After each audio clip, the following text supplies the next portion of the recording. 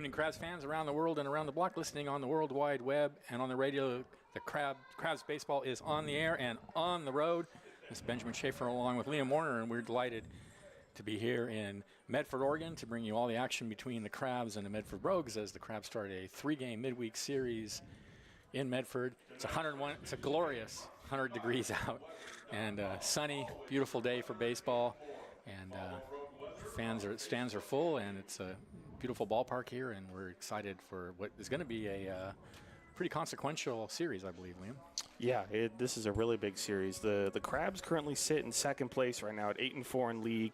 Medford Rogues are 4-2. The two teams are tied on win percentage, but the Rogues have played, I think, about 5 fewer league games than the Crabs have, so that really hasn't evened out yet. But this is a really big series, and the Rogues are really good. Overall, they are 24-7. The Crabs come in 24-4. These are two very good teams. This is a really crucial series and a really good test to see where the Crabs are at right now, because they've been pretty good as of late. But they've been very good. But we'll see what they have against the Rogues. Yes, we will.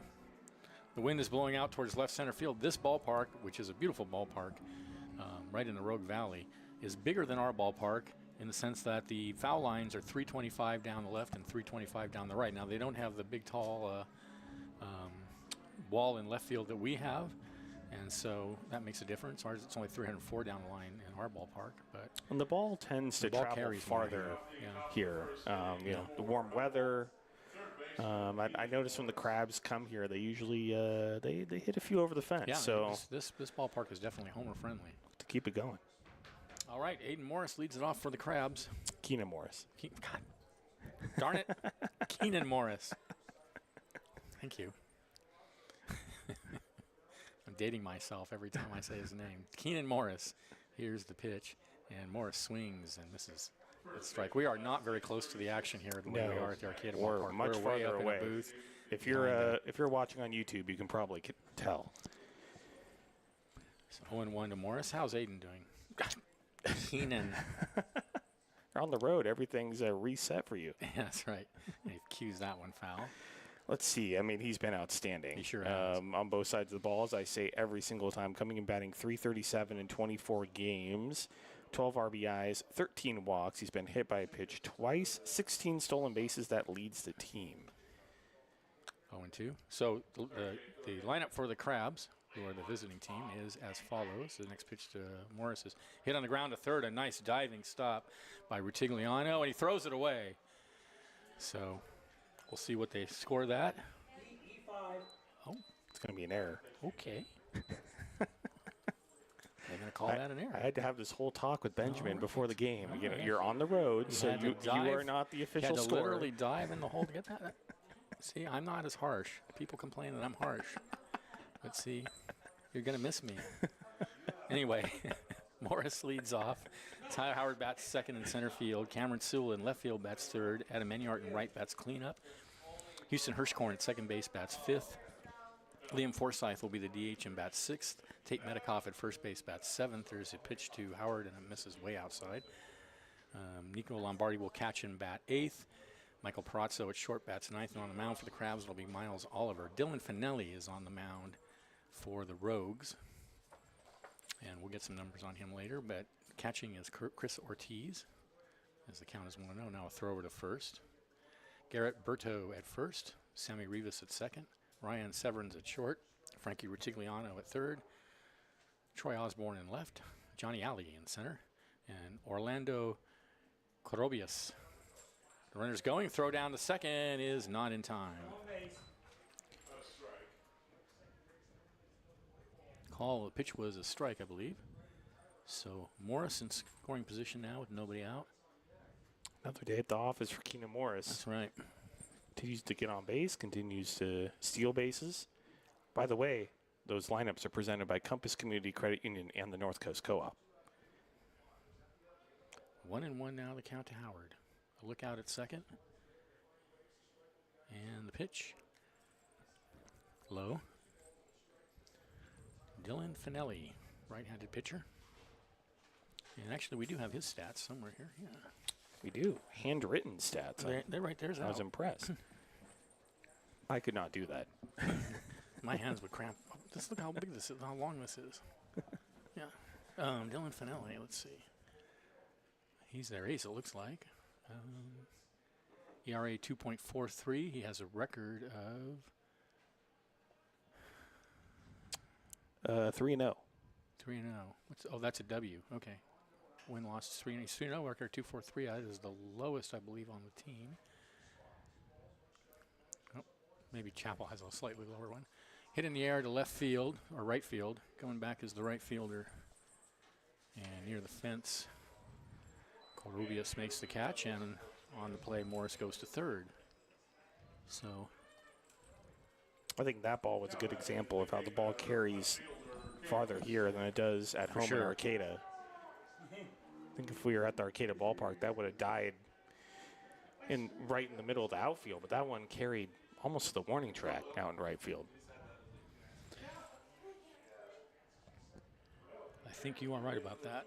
So here's Cameron Sewell with Morris at third, 1 out. The Medford native, Cam Sewell.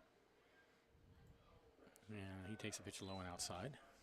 Cam Sewell playing at home. I'm sure he has a lot of family in Cameron the stands. Sewell is having a year, huh? Oh, man. He played for the Rogues in 2023. The 1-0. And it's at the first. Line drive, so unfortunately that will not plate the run. We had come into that at-bat in 22 games batting .432, 30 RBIs, 7 home runs, 14 stolen bases. So a 2 out and Morris at third. Enyart will come to the bat. Enyart also having a good year. Here's the pitch. Swing and a miss. It looked like an off-speed pitch. Enyart coming in batting .337.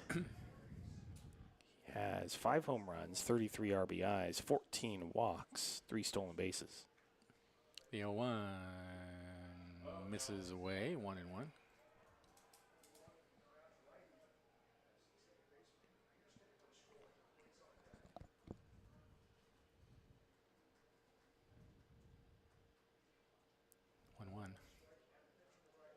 Ground ball in the hole on the left side. That's going to trickle through for a base hit, and the Crabs are going to take a 1-0 lead.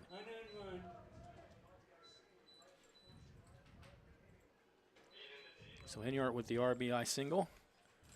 And with 2 outs and Enyart at first, here's Hirschkorn. A great piece of hitting by Enyart. Just put it right in the hole between the shortstop and third baseman.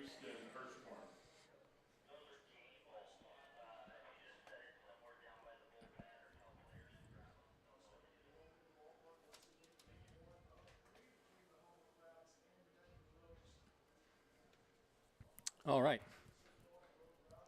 Enyart short lead over at first. Finelli deals, and that's a strike on the outside corner. Hirschkorn coming in batting .298. 9 RBIs, 5 walks, 3 stolen bases. Throw to first. Enyart dives back safely. No balls, 1 strike to count. Crabs have taken a 1-0 lead here in the first inning. And the pitch, foul over the Crabs dugout. So 0-2 now the count on Hirschkorn. Liam Forsythe on deck. Forsythe is a DH in tonight's game. It's Lombardi is doing the catching.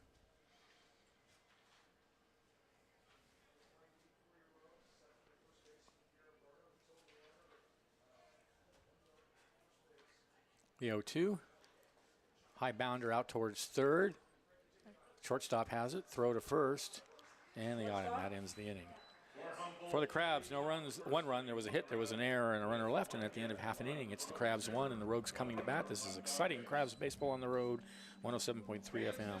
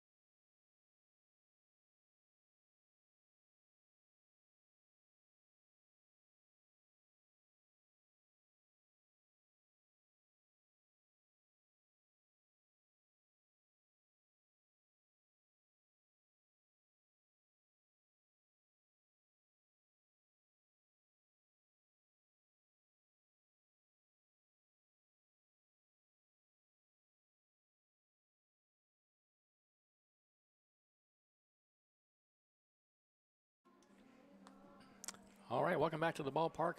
Bottom of the first inning, Crabs leading at 1-0. It'll be Sammy Rivas, Ryan Severance, and Johnny Alley to bat for the Rogues. You want to give them the full lineup, Liam? Yes. Batting fourth for the Rogues will be the catcher, Chris Ortiz. Batting fifth will be the first baseman, Garrett Bartow. Batting sixth will be the right fielder, Orlando Cobarrubias. Batting seventh will be the left fielder, Troy Osborne. Batting eighth will be the designated hitter, Jordan Marion. Batting ninth will be the third baseman, Frankie Rutigliano. All right, Sammy Rivas to lead it off. It's Miles Oliver on the mound for the Crabs. Nico Lombardi is catching. Tate Metcalf at first. Houston Hirschkorn at second. Keenan Morris at third. Michael Perazo at short. Cameron Sewell in left. Tyler Howard in center. And Adam Enyart in right. So here's Rivas against Miles Oliver. Left-handed pitcher for the Crabs. And the first pitch from Oliver is high and outside. Oliver, this is his sixth start of the season. 22 1/3 innings pitched. Comes in with a record of 3-0. In those 22 1/3, he's given up 6 runs. 5 of those are earned. 1-0 is in there for a strike at the knees, I guess. 1-1, hard to tell from up here, but And he's walked 13, struck out 30. those are good numbers. Very solid numbers. Walk to strikeout ratio is an important one. 1-1 now the count to Rivas. Especially for the Crabs. For sure. And there's another pitch. It looked like a change right over the heart of the plate for called strike 2. You're right, Benjamin. I mean, it's it's hard to get too upset about the strike zone from up here. We really don't have a good view of it. I know, yeah. 1-2. Wind is blowing pretty briskly out towards right center field, and there's a breaking pitch high. It's pretty typical of games here at Harry and David Field. It's usually pretty windy here in the Rogue Valley. I think that's partially why it's such a home run friendly park. Oh, yeah. As you said earlier. Blown out to right, so. It's 400 to dead center. Here's the 2-2, and he fouls that one up against the screen. Pretty good crowd. The parking lot was full when I got here, and looks like most of the seats near the game are full. The field itself, the ballpark itself is not full, but quite a few Crabs fans here. I see a lot of Crabs hats I see a lot down of Crabs below hats us. too. Yeah. Yep. The 2-2 swung on and missed, got him, one away. Good fastball away. I think that was a good pitch. I mean, it's hard to tell from all the way up Swung here, at but it, so yeah, that it's a good pitch. here's Ryan Severance. Now, they all have walk-up songs here, just like in the major leagues. Yeah. We don't really have walk-up Yeah, songs. it's a lot of work. Well, and also we have the band. And Yeah. Yeah, that's true. If we could do that every game, I think it would be better. there's a looper in the center field. That's going to drop for a base hit. So Severance aboard with one out. Didn't hit it hard, really just off the hands, but right over second base and into center field. Now batting the center fielder, So here's center fielder Johnny Alley. This guy's definitely on the all-name team. For sure, Johnny Alley. That's a great name. Man, he could be a lounge singer. He could be a detective. He could be, I mean, Exactly. a rock star. I mean, it just really fits so many. Here's the pitch to Alley, and it's high.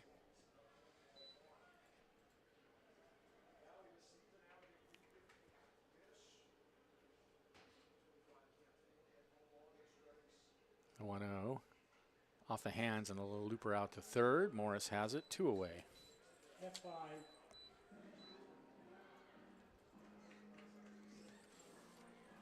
And that'll bring Chris Ortiz, the catcher, to the bat. Batting the catcher, Chris Ortiz.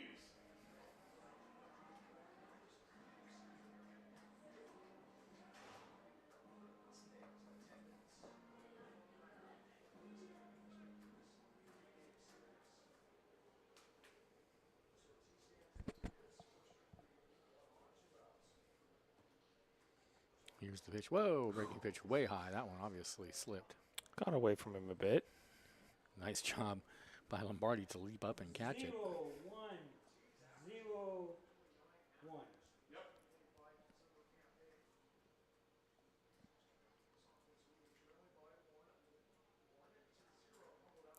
And next pitch is, hit hard down the left field line. That's going to go all the way to the wall. Over to get it is Sewell coming around third. They're sending him home here, and the throw is not going to be made as the ball gets away, and that's going to tie the ball game. It's a stand-up double for Chris Ortiz, right down the left field line. Yeah, I don't know who the cutoff man was. It might have been Hirschkorn. It was either, I think it was Peraza or Morris, and I think the Crabs weren't clear on who mishandled it. I don't think the Crabs were clear on who the cutoff person was supposed to be. I think they would have had a chance to nail the runner at home. They would have, if yes. They didn't mishandle the throw coming in from the outfield. I believe they would have as well. So that ties up the ball game and puts the go-ahead run out at second with 2 outs. And here's Garrett Berto, the first baseman. Yeah, that's where I missed the TrackMan data because that was hit hard off the bat. Well, he just yanked it right over third base down the line.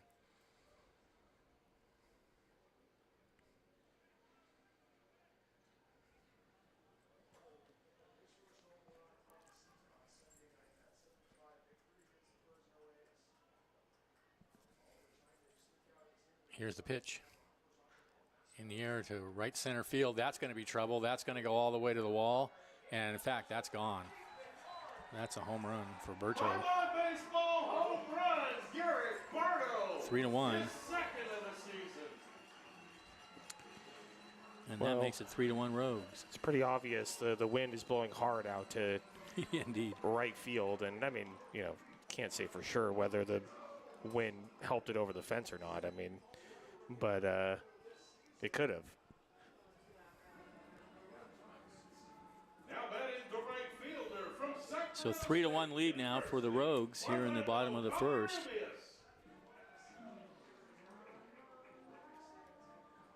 And here's Orlando Corubias, left-handed hitter, the right fielder.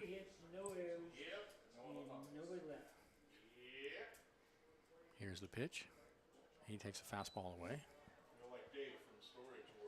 So 2 very hard hit balls off of Miles Oliver now by the heart of the Rogues order.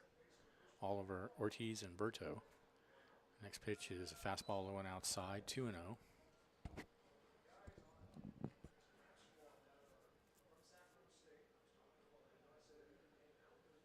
Already some great action here in the bottom of the first inning. Not going the Crabs' way so far. There's a fly ball to shallow center. That's going to drop, and that's going to be the 3rd hit of the inning.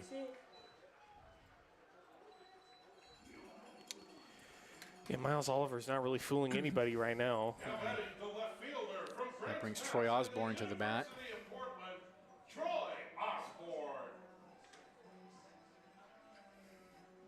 Look, as long as Oliver can limit the damage, the Crabs have enough offense to overcome a 2-run deficit. Yeah, we're still in the first inning, so yeah, he needs to limit it, though. So here's Osborne. 2 away, runner at first, short lead. Here's the pitch. Way high. A nice grab by Lombardi. The backstop here is a long way from home plate, so if a pitch gets past the catcher, oh yeah, the runner's going to advance at least 1 base. It's pretty much the opposite of the Arcata ballpark. Yep. Puts a little more pressure on Nico Lombardi. He's kind of used to that added protection of the backstop being close and being bouncy. For sure. The 3-1 is swung. The 1-0 pitch is swung on and missed 1-1.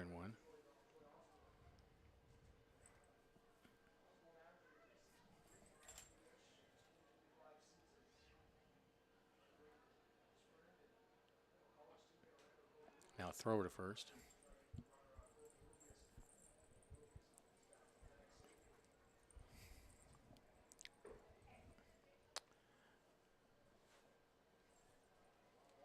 Runner's going. The pitch is high inside to throw down to seconds on the wrong side of the bag, and Corubias has stolen second.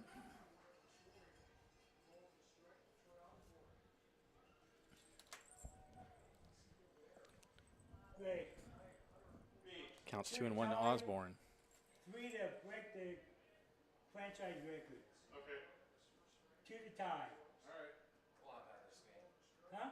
We'll have it this game. And that pitch hit him on the wrist, and he's in a lot of pain.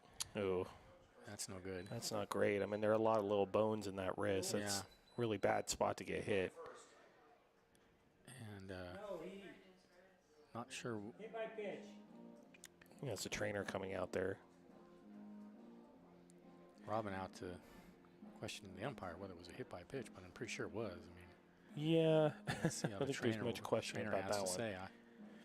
It looks like he's okay. You can tell Miles Oliver is rattled. Oh, I for mean, sure, definitely. That home run. I think rattled him, a similar thing happened against Healdsburg. He had, when he faced the Prune Packers in Healdsburg, he did not last very long because the Prune Packers put a lot of pressure on him, and I think he only lasted an inning, So Eric Ciccone now to the mound. maybe a little over an inning. So, Well, he's not long for this game if this keeps up. I mean, it's pretty apparent. We haven't played very much of this game. You can tell that these Rogues are not last season's Rogues. No, they're not. And these Rogues are not like those team that you can hit a lot of batters or walk a lot of guys or serve pitches up. So Osborne, he's fine. At least he's staying in the game. Let's put it that way, which is good. And so he'll trot to first. Here's Jordan Marion, the DH, with runners on first and second and 2 outs. 3 runs already in for the Rogues here against Miles Oliver in the bottom of the first inning. 2 more to tie the record. Yeah. 1 more to beat the franchise. So tie or 2 more steals and we tie it. 3 and we set a new one. Yeah. Okay. And we got a ton of games left. So if we can't get 3 steals, And then now balk. Oh. Yikes. Ay, ay, ay, ay, ay. No me gusta. No me gusta. Second and third now. Well, I believe the last time For Oliver Marion. pitched was against the Marysville Giants. Which is low. And these Medford Rogues are not the Marysville they're Giants. Not. No, they're not. And so I think for Miles Oliver, sometimes when like I said, it happened against the Prune Packers in Healdsburg when he faces a really good team. I mean, I think sometimes that can rattle him a little bit. Here's the 1-0. High and outside, 2-0. He's really struggling now. No action in the Crabs bullpen. See a couple of guys standing up, but no movement. they're the Crabs. We have to win this. The 2-0. That's a strike on the inside corner, knee high, 2-1.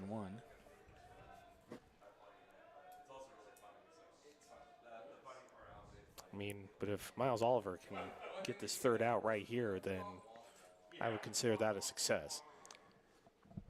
Only down by 2. That's not going to happen because that's a base hit into left field. Another run's going to score, 4-1, and Oliver just sort of getting slapped around out there now.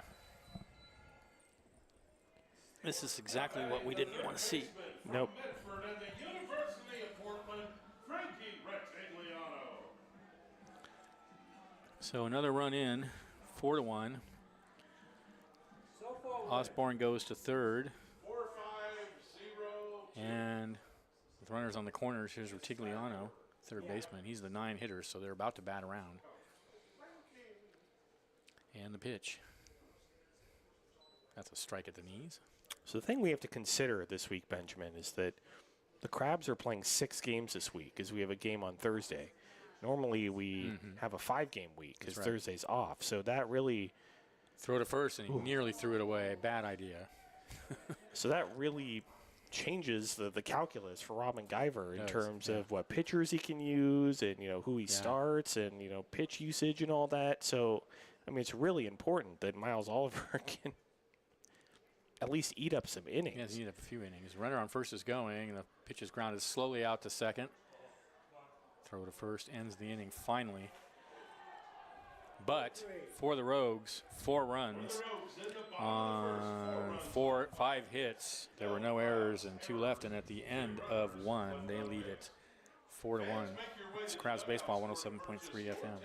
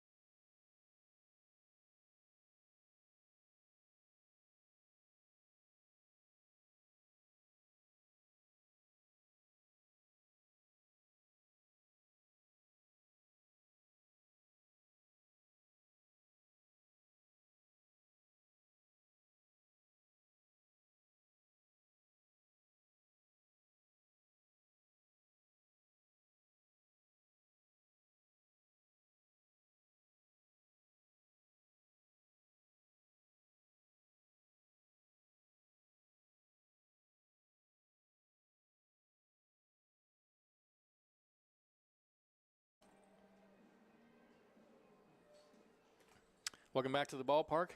Crabs trailing 4-1 in the top of the second inning. It'll be Forsyth, Medikoff, and Lombardi to bat against Dylan Finelli.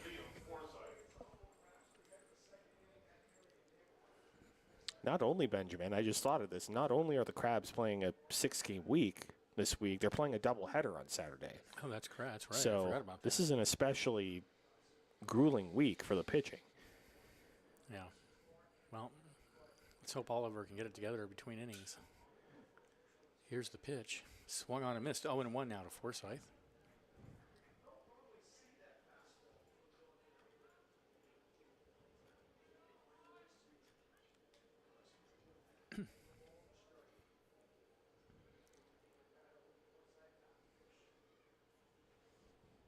Finelli rocks and deals 0-1, and that's swung on and missed. A pitch in the dirt looked like 0-2.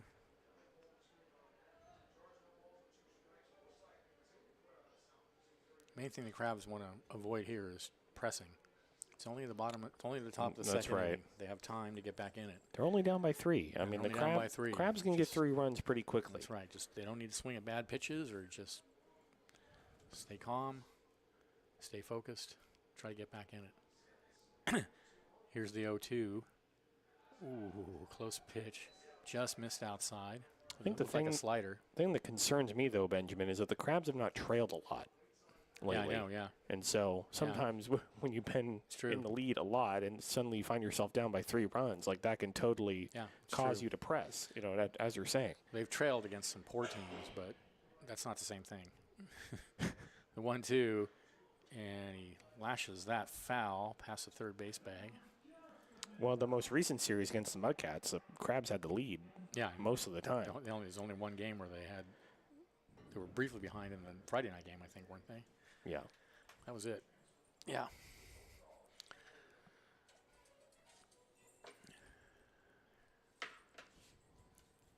One and 2 to count. And the pitch.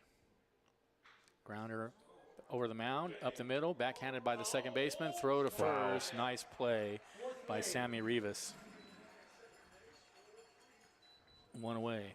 It's a really good play. A play you don't see made Right over that the bag. often. Backhand over the bag and a spin throw. Still got the runner. Most of the time, So here's Medikoff. at this level, you see the second baseman just eat it. Yeah. That deep behind the bag at You second. definitely do.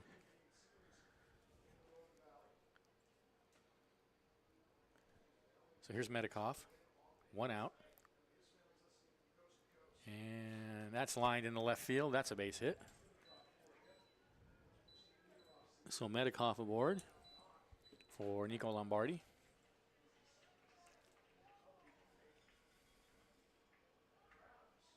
Now batting catcher Nico Lombardi.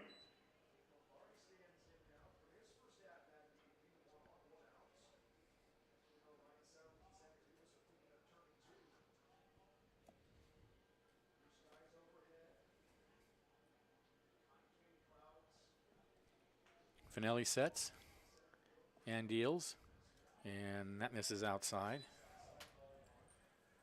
It's 101 degrees when I got to the ballpark this afternoon. I saw there was like 98. It was 98 when I got to Medford, but then it seemed to get hotter somehow between Warmed up. 4:30 and 5 o'clock. It's 92 right now. 92, perfect. Here's the pitch. Misses outside. Well, honestly, after last 2-0. season when we were here and it was 115 degrees, yeah, I will take it. And I think I the remember next 2 days are supposed to be even better. I think one day, low 90s. one day here I couldn't drive my car. I had to have like a rag to drive the car it because was, the steering wheel was so hot. legitimately dangerous. Yeah. 2-0 pitch.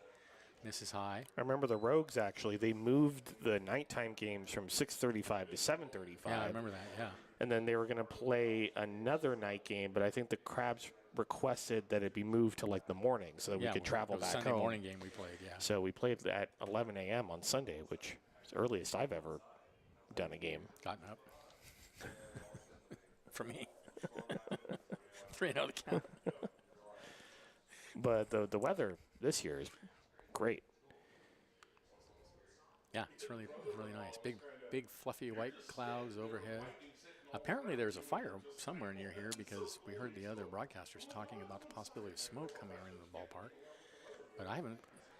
There's a strike on the outside corner now to Lombardi, and I did notice a slight haze in the air when I was driving in, but nothing. I don't know where it would be. I don't see anything. It looks like. Looks nice here at the ballpark. 3-1 now to Lombardi. And that one's tapped foul. 3-2. Yeah, we didn't lose any power either, just the internet on the TV. Medikoff's still over at first. There's one out. Crabs are trailing 4-1 in the top of the second inning. At Harry and David Field in Medford, Oregon, the Rogue Valley. That's right. 3-2 pitch. Misses away. So now the Crabs with a chance. With runners on first and second, only one out. Good at bat. Those are the kind of at-bats you want to see. That's exactly right. Down 3. That's exactly the kind of a bat you want to see. Take a lot of pitches. Be careful. Speaking of Harry and David, are you going to get yourself some dried fruit? Some dehydrated apricots, big maybe? facility nearby? Yeah. I don't know if they actually sell them at the facility. I think there is a store, store of some kind, I think, around. Here's the pitch. And he bunts it Ooh. out to the mound. A good bunt. So the sacrifice is successful by Peraza. And that moves the runners both into scoring position now for Keenan Morris with a big opportunity now.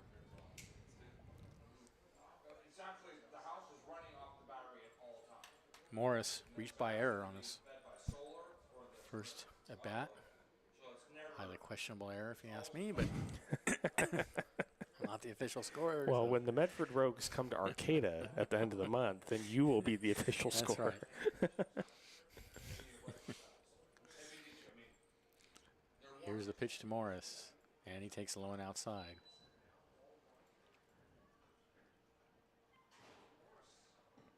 It's just a gorgeous drive up here from Humboldt. Oh, yeah. And on a day like today, just really beautiful once you hit the Rogue River there. It's just really pretty. The whole drive is pretty, but the 1-0 is high and outside, 2-0.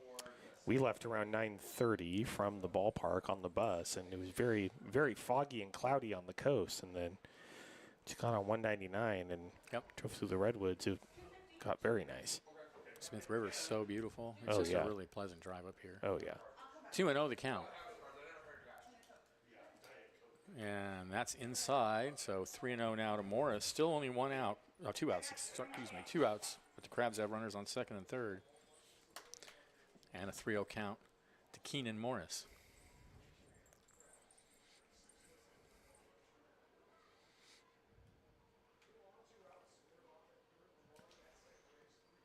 The 3-0 is an automatic strike, 3-1. Morris, of course, taking all the way.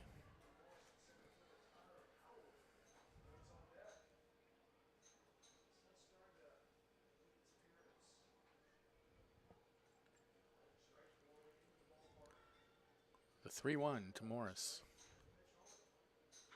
Grounded in the hole on the right side. That's going to get through and score 2 runs. And what a ball game. The Crabs are right back in it. Automatic. I mean, you can see why he did that sack bunt. You're right, exactly. Before Keenan Morris, because, I mean, makes it second and third with 2 outs. Keenan Morris coming up. He always seems to find a way. Just I don't know. Almost automatic. So 4-3 now in favor of the Rogues. He didn't even hit it that hard. He just hit it hard enough to get it through the infield. He just gets it done. That's right. He finds a way. He's really my favorite type of hitter. I mean, you know, of course I love guys who can hit bombs and hit home runs, but Ichiro was always my favorite player growing up, and Keenan Morris is kind of like that. He fakes going. The throw behind him, not in time. He's kind of like Ichiro in the way where Ichiro would just slap it through the hole in the infield just every time and get a hit. And, you know, I think Ichiro could have hit home runs if he really wanted to. Yeah, I mean, he did. He did every once in a while. But that really wasn't his game. Yeah. And there's another pitch that is high, 1-1 now. And Morris is just he's just complete, you know. Oh, yeah. I mean, he plays intelligent baseball. He's the most automatic third baseman I've He's ever great seen. on the field, and he finds a way to, when it's on him, to come through. And pitch misses low and outside, 2-1. So far, we're at 2. I mean, it makes that. I think at this point, if I had to pick the Crabs MVP, it would be Morris. Yeah. I mean, Yeah. I don't know if we'll get it just because he doesn't have all the flashy, the home run and the RBI numbers. But I think I agree with you, Benjamin. The 2-1 is fouled over towards the Crabs dugout, and the count now goes even to Howard. Howard flied to right his first at bat. If you look at a complete body of work as a Crab, I think he has saved so many runs at third. Yeah. Oh, man, yeah. I don't have the defensive runs saved, I bet it's metric. really, I bet it's a lot. He has a lot, probably most on the team. 2-2. Ooh, close pitch outside, and the count goes full. It is the lowest career path we offer, but geared toward people who have done some competed before. You get 3-2 the count. 2 minutes to type in your username and password, or it times out and goes back to the clock screen. He couldn't type his username and password. Runner goes. Pitches in the air to right field. Towards the gap. Still going, still going, still going. Adios, muchacho. 2-run home run for Howard. And the Crabs take a 5-4 lead. All right. It's a slugfest. Oh, man. We've been talking about how the ball flies here. And the ball is flying. You get it in the air to right field. I had a pretty good shot of hitting it out. So a 2-run home run puts the Crabs back up front with still 2 outs. Here's Cameron Sewell. Wow. Hometown kid. Love to see Sewell get one. Here's the pitch. And he takes a strike on the outside corner, 0-1. You know, it's just a whole different experience filling in the diamonds I know. when it's on So our satisfying. side of the scorebook and not the other team's side. Here's the 0-1 in the dirt. I would be shocked, Benjamin, if Cam Sewell doesn't come out of the series with a home run. I mean, with his power to right field. Yeah, for sure. Yeah.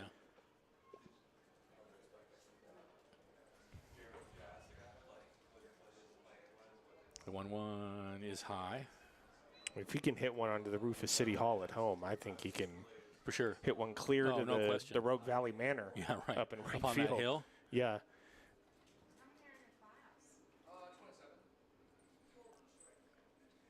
Yeah, and there's a pitch swung on and fouled out of play. We're right in line of the airport, so one of the flight path of the planes coming in. I the love airport, doing some plane spotting here. That's a Delta jet. That's a Delta jet, really. These big jets flying in. I would guess probably coming from Salt Lake City because that's one of Delta's big hubs. 2-2 the count to Sewell. And he cues that one foul. Good off-speed pitch from Finelli there. It kind of fooled him. But Sewell, good job to stay present.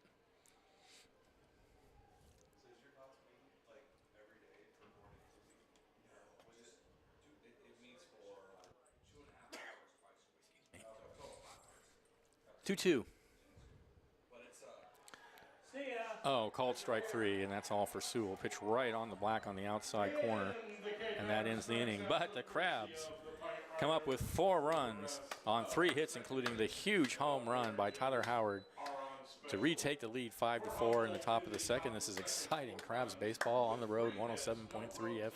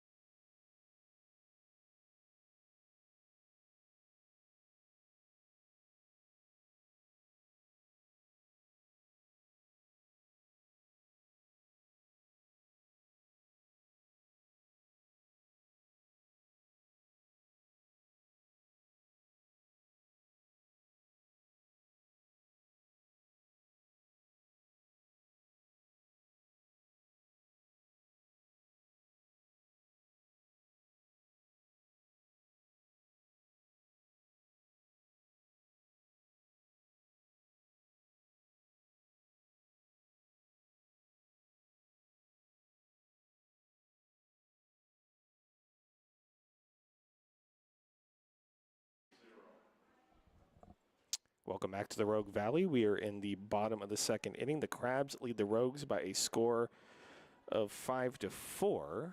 Due up for the hometown Rogues. It will be 1, 2, 3. Rivas, Severns, and Alley against Miles Oliver.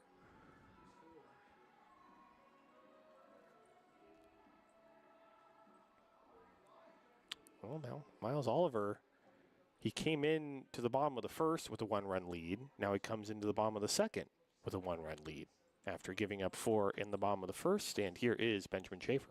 Thank you, Liam. Thanks, Liam. So Rivas will lead it off here in the top of the second. He's the one hitter as the Rogues batted around pretty much in the first. Rivas struck out his first at bat.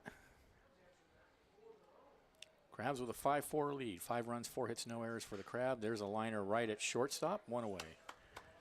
4 runs, 5 hits, 1 error for the Rogues. F6. So 1 away.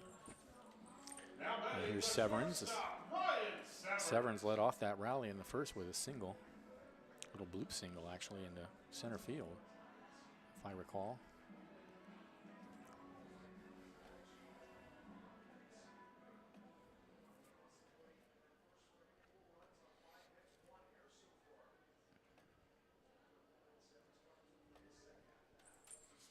Oliver sets, deals low.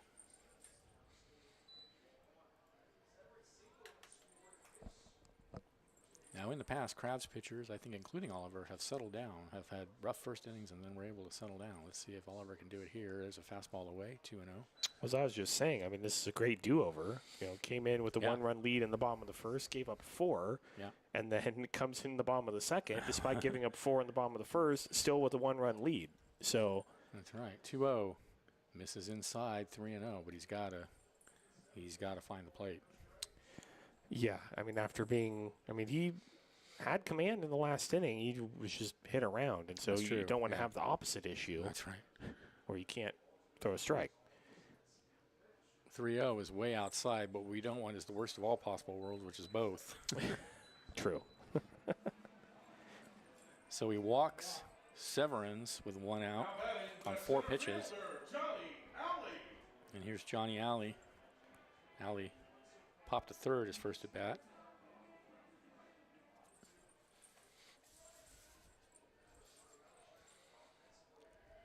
Severns with a modest lead over at first.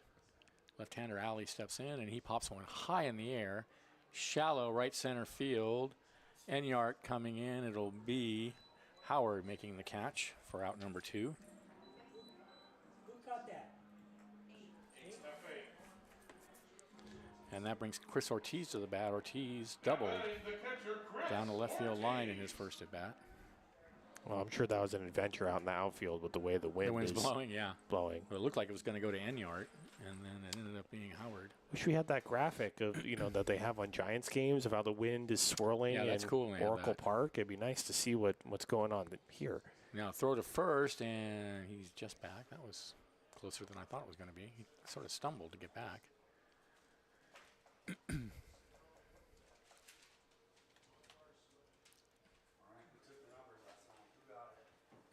Here's the pitch. In there for a strike right under the armpits. Nice pitch. 0-1. Yeah, I could have seen that last night if they hadn't blacked out the game on MLB when I would turn it on and Well, watch it. unfortunately, the way things work. 1-0. Fouled up against the screen. 0-2. Excuse me, 0-2 is the count. MLB TV only works for out-of-market teams, which is Well, I pay for the means- Giants games. Oh, really? Yeah. Well, that's a problem. And they still blocked it out. Yeah, I well, paid that, $19 a month that for the is not Giants. supposed to happen. Yeah, and they blacked it out. Yeah, Interesting. that's why I canceled my subscription last night. Fouled out of play. 0-2. Yeah, they're taking my money and blacking the games out anyway. But you could have gone to customer service, and I bet it's some weird issue with I bet. Yeah, I don't know with the I'm sure that would have been an exercise in frustration. yeah. 0-2 the count. Here's the pitch. Lined right at shortstop, and that'll end the inning. For the Rogues, no runs, no hits. There were no errors and a runner left at the end of 2. Crabs lead 5-4. This is exciting. Crabs baseball on the road, 107.3 FM.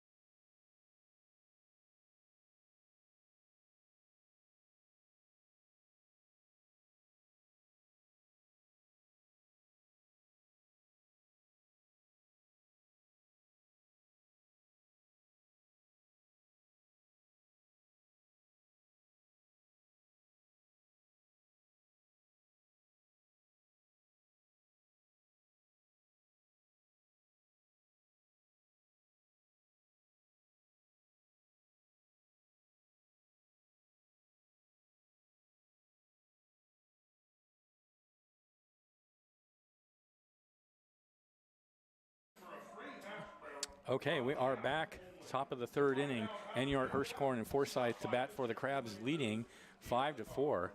An eventful first couple of innings. As the Crabs scored an unearned run in the first, then the Rogues came back with 4 of their own in the bottom of the first. And guess what? The Crabs scored 4 themselves in the top of the second to take a 5-4 lead, and that's where we stand. So, You know, the way that the Crabs have played this season and the way the Crabs have played, particularly here at Harry and David the past several seasons, I'm not really that surprised. We have a combined 9 runs in the top of the I third. think we have a really good team this year. Here's Yeah. the pitch to Enyart, and I think it's not just that, oh, that's lashed down to the third base line. That's going to be into the corner. Enyart on his way for 2. He will make it easily Double. right down the line and into the corner over by the Pro Spine Sport ad. Pro Spine Sport. I mean, the Crabs are a really good offensive team. They've had their struggles pitching. Really, So- that's only been the real, demerit they've had this year is the walks. But they've been behind in a lot of games where they just fought right back. Yeah. And it's true, they were against teams that weren't that great, but still. Well, I mean, even against teams like the Potters, and against the they Potters, beat yeah. the Prune That's right. Packers in Healdsburg Yeah. this season, which Yeah. they didn't do last season. No, So yeah, that's right, exactly. So I have a lot of confidence in this team. So here's Hirschkorn with Enyart out at second, and the pitch misses low.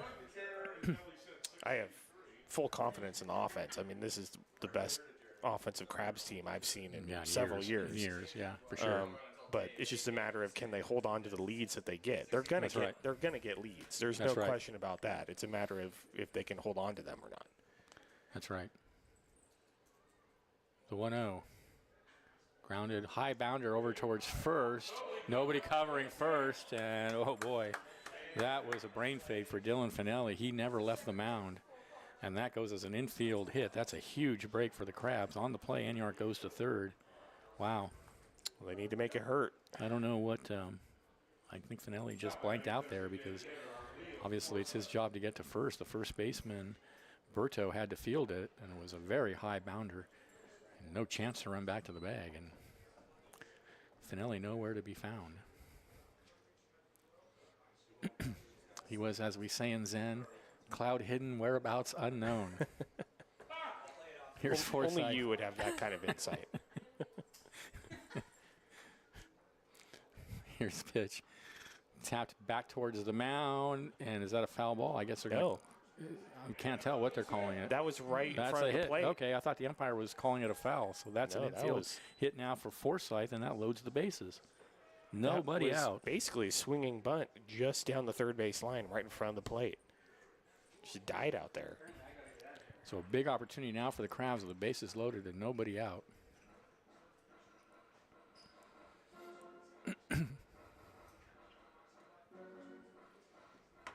Yeah, big opportunity. I mean, with the way, I mean, the Rogues are also a good offensive team too, as we've seen. So Crabs sure, need to yeah. build as big of a cushion as they possibly yeah. can. No, yeah, They need that's to- for sure. They need to One put run it out is of not sight. going to be adequate, I suspect. No.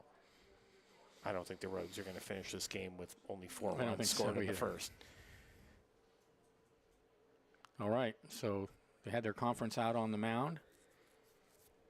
And now, here's Medikoff. He singled his first at bat. Now batting first baseman Tate Mederoff. Enyart at third, Hirschkorn at second, Forsyth at first, and the pitch to Medikoff. Swung on and missed. He chased the pitch away.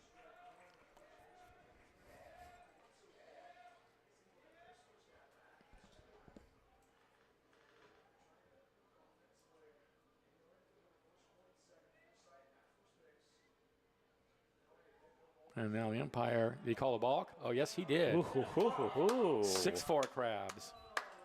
I don't remember the last time I saw 2 each balks in pitcher one balk. game. These guys are balk crazy. Well, obviously, that's a run for the Crabs, and second and third, nobody out now. That's great. It's great. No RBI.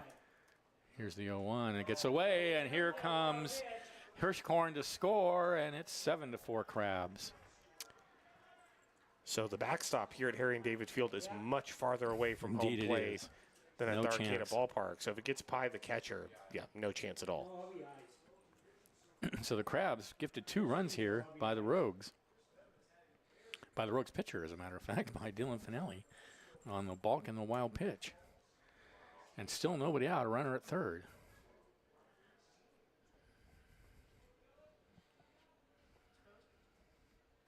Seven to 4.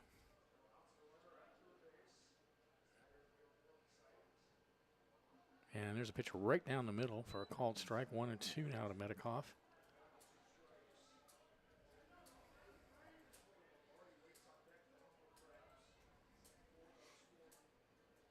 Lombardi on deck. Here's the 1-2. Way outside, and a good save by Chris Ortiz, because that would have plated Forsythe. What do you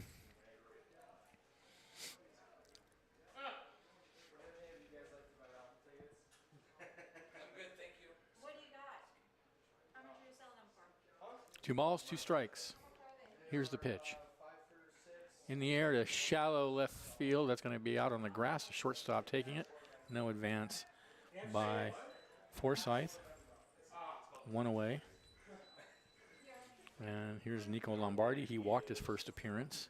Be great to get that other run in with only 1 out still. Lombardi with a chance. All we need is a fly ball. They're going to bring the infield in on the grass.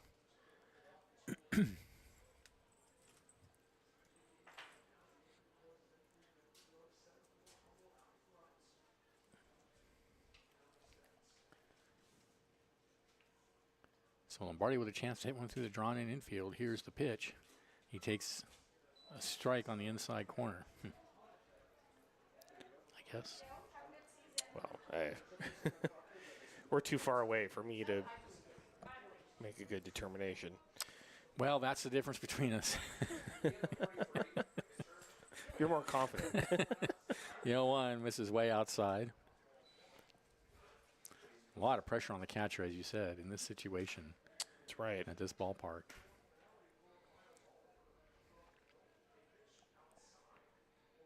And the pitcher, too, obviously. The 1-1. In the dirt again, 2-1. He keeps that up. He's bound to throw one away. Come on, BG, buy some tickets. 2-1 the count. Beach spends his money in important places. No, I'm fine. And the pitch. In the dirt, 3-1. Yeah, right. Perazo waits on deck. 1 out, 2 runs in, a runner at third for the Crabs.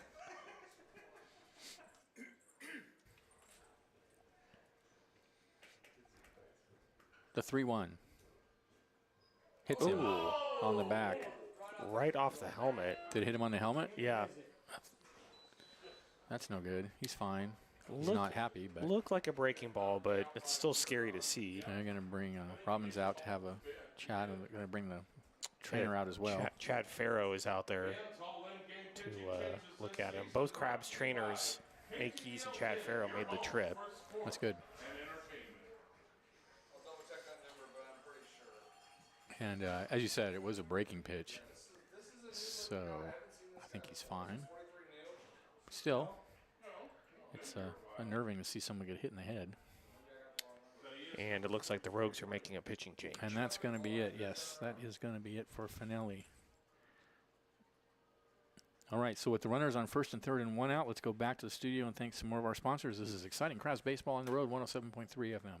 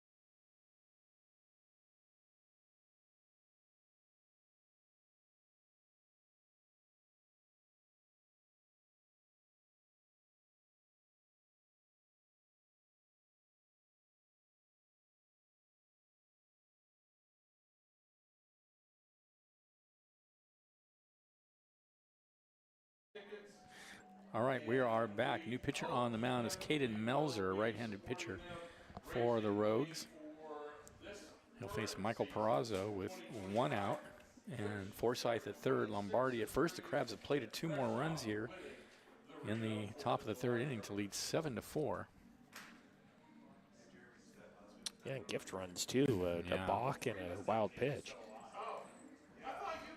Yeah, that really, that hurts if you're part of the Rogues. If you're on the Rogues, that's just a really sad. Especially if you're the special events guy on the Rogue staff. That's the last thing you want to see if must you're be the really special events guy on the Rogues. Jake. Our old friend Jake Martin, he was the longtime PA announcer at the Arcata Ballpark. I'm sure many of you For years. remember him. Yeah, we had fun up there. Now he's on the Rogue staff, and it's sad seeing him in that green jersey. Showed up here in that green jersey, and I know I turned green myself. Benjamin I really almost did. puked. I did. I turned saw green. it. But still great to see him. Oh, yeah, we love Jake. So here's Perazzo. Runners on the corners. And the pitch in there for a strike at the knees. It's 0-1. I wouldn't. Lombardi over at first, probably not likely to take off.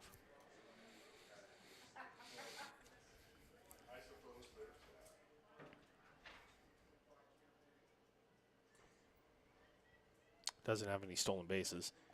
Here's the pitch. Tapped foul. Oh, that gets away, and that's going to score another run. And the ball gets away. No further advance. But both runners move up, and it's 8-4 Crabs. Pitch, he scores. So another wild pitch. Or was it a foul ball? I thought it was a foul ball. Well, I thought it was a foul ball too, honestly, but it was Apparently ruled. not. Hard to tell from up here. You can't really tell. Wild So pitch. the call was a wild pitch, and now the Crabs lead 8-4. Yeah, the call was definitely a wild pitch because now there's a runner at second. That's right, and they're moving on with the play. So, Yeah, and there was no complaint by the Rogues. So But yeah, we just missed. I just thought like he fouled it. you and the rest of the booth, I think we all up here thought it was a foul ball. So here's Perazzo. He sacrificed bunt, a huge key bunt in his first at bat. He grounds one out to second base. Throw to first. 2 away on the play. Lombardi goes to third. That bunt really was the key to that inning, honestly. Oh yeah. And here's Keenan Morris, who came through with a big 2-run single. 0-1. The official scorer here in Medford also does not like to be challenged on his rulings, just like you. I don't know of any official scorer. Oh yeah, the official scorers challenged. don't like that. No. That's grounded foul. 0-1. I didn't hear it. Someone just challenge him.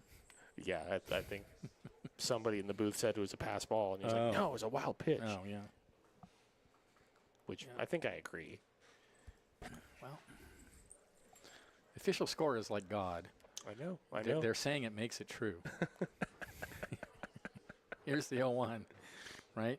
The word was spoken, and the word was made flesh. I think it states in the MLB rulebook that the official scorer has to be by himself. That's right. Like in an enclosed space with like nobody bothering him. Yeah, You just like would do great in that role. 1-1 the count. Pitch misses at the knees. You would 1-2. love I would that. not be great. I like doing the. I like No. being here. Doing You the games with you would love being in your own space at a major league ballpark and whatever you say goes. Oh, absolutely. Yeah. 1-2 the count. And the pitch fouled up against the screen. I don't know how, like, Maybe we could rig something in the booth. at the major league level, if like something needs to be changed. I don't know if it goes to some committee, some higher committee, or, I don't know how that or if the works, official actually. scorer themselves like can only change it, or I don't know how that. That's a good question. 1-2 the count. In the dirt. 2-2. They do often review. They have the luxury of being able to Because- review the play there. if it's you and only you, I mean, nothing's going to get changed. Right. Well, unless see, like at the major leagues, they can look at the game. Oh, They can look yeah, at the yeah, play the again. And they replay. might change their mind. Yeah. Well, we can do that at home too. We have a replay. Well, I mean, somewhat. 2-2 is hit in the air to center field, and that is going to be caught by Ali to end the inning. But the Crabs come up with 3 more runs on 3 hits. There were no errors and 1 left, and at the end of 2.5, they're up 8-4. This is exciting Crabs baseball on the road, 107.3 FM.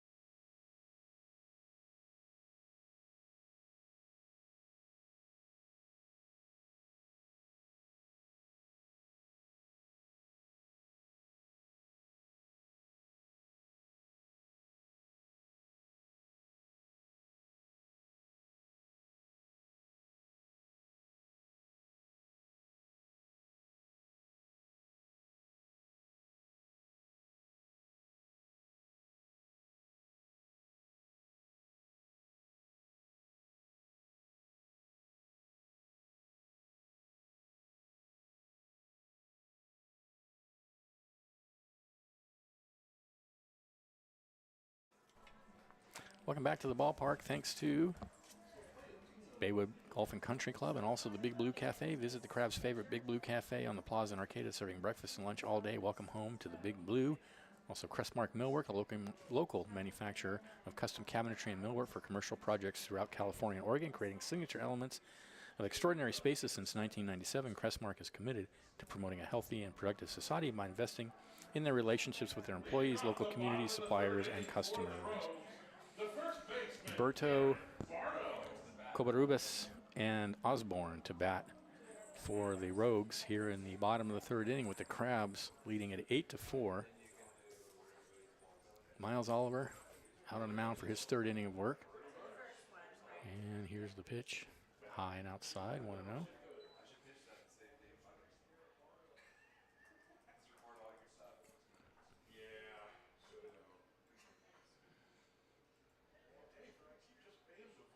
The 1-0. There's a fastball taken for a strike, knee high on the outside corner. 1-1 to Berto. Berto is the one who hit that big home run for the Rogues in the 1st inning, a 3-run shot. Here's the pitch. And check swing, and that's also a strike. 1-2 now.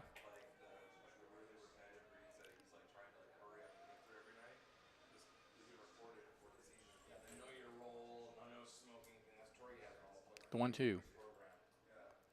Outside.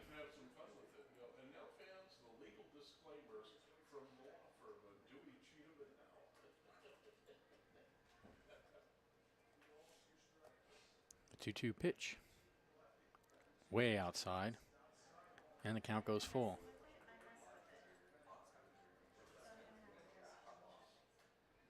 Looks like someone beginning to warm up in the Crabs bullpen. I can't tell if they're warming up or they're just walking around out there.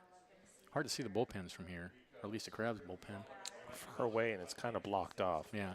The 3-2 fouled out of play. See if they have the right, 2.1 innings. You just want to make sure he gets replaced with the right batter. Yeah, he went 2.1. He went 2.1. So that's difficult though, because you want to make sure that's right, but then you want to know what batter he went at. Yeah, his first batter he faced was the number 9 guy. 3-2. Here's the pitch. Again fouled away. Pitch was in the same spot, a fastball up and away.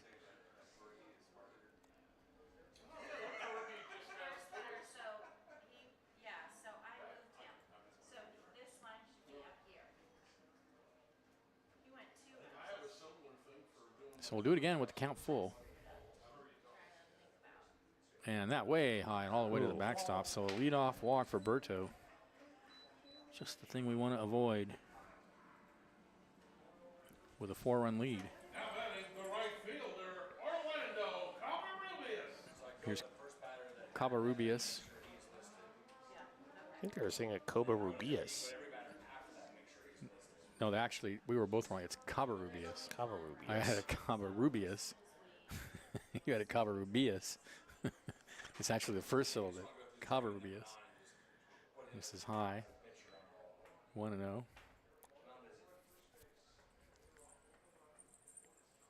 And Crabs are gesturing down towards the bullpen. I guess they are getting someone up now after that pitch, because that was not close again. And Oliver, and again, strange. I don't know if it was Oliver I was saying this about last time, or it was another pitcher who can throw some pitches right on the corner, right on the edge, perfect pitches, and then will turn right around and throw a pitch 5 feet over the catcher's head. I mean, Oliver's not the only Crabs pitcher it who just seems pitches like yeah, that. that's right. I don't know. I don't think it was Oliver I was saying that about a week ago or so. You could say that about Oliver or Yeah, multiple different guys. it's true. Yeah, I mean, it's just it's such a Night strange and day. And here's the pitch, popped in the air behind home plate. Lots of room. Lots of room. Lombardi has it for out number 1. That's a big out. If we were at home, that would have made it into the stands. And would have fallen untouched. That's right. That's what we need to do. We need to make more space behind home plate so that we don't even have to. You know, Benjamin, I don't the think ball. the fans in Medford I would guess, are not any better at fielding a baseball than the fans That's in probably Arcata. true. That's probably true.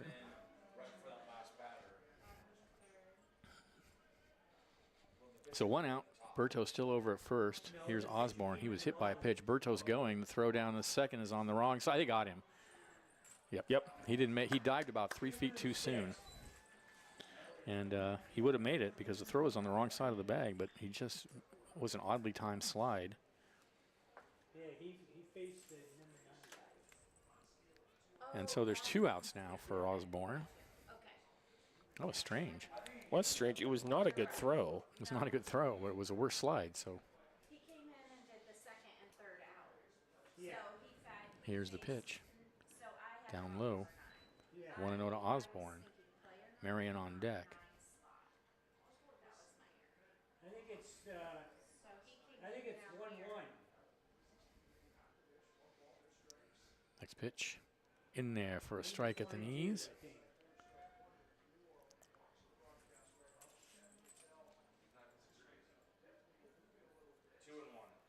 2-1. 2 balls and 1 strike to count to Osborne. Here's the pitch. In the air to right center field. Enyart has a beat on it, and that ends the inning. No runs, no hits, no errors, nobody left at the end of 3. The Crabs are up 8-4. This is exciting Crabs baseball on the road, 107.3 FM.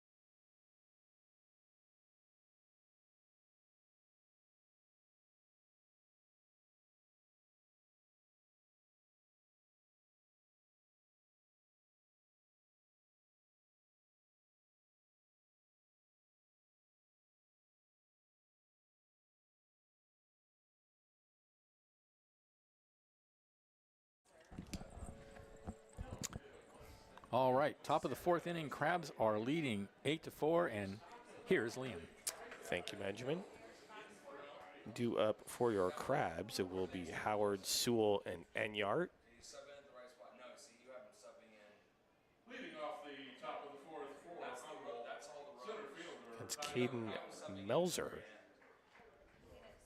out of Oregon Tech. That's where my mom went to dental hygiene school. Pitch to Howard is a ground ball up the middle and through for a base hit. Great start to the inning for the Crabs. It's his 2nd hit of the night, including a glorious home run. I do it for like 3rd inning, and that was it. All you have to do is go to the That's going to bring in Cam Sewell, the Medford, Oregon native, playing at home. His power to right. Shocked if he didn't hit a home run, but also, I mean, it'd be great for him to hit a home run in his hometown. Be a great moment for him. Sure would. Pitch to Sewell, and therefore called strike. It's 0-1.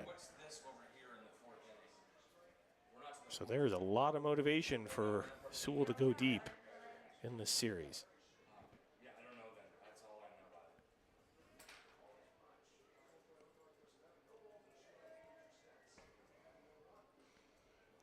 it. 0-1, called strike. It's 0-2.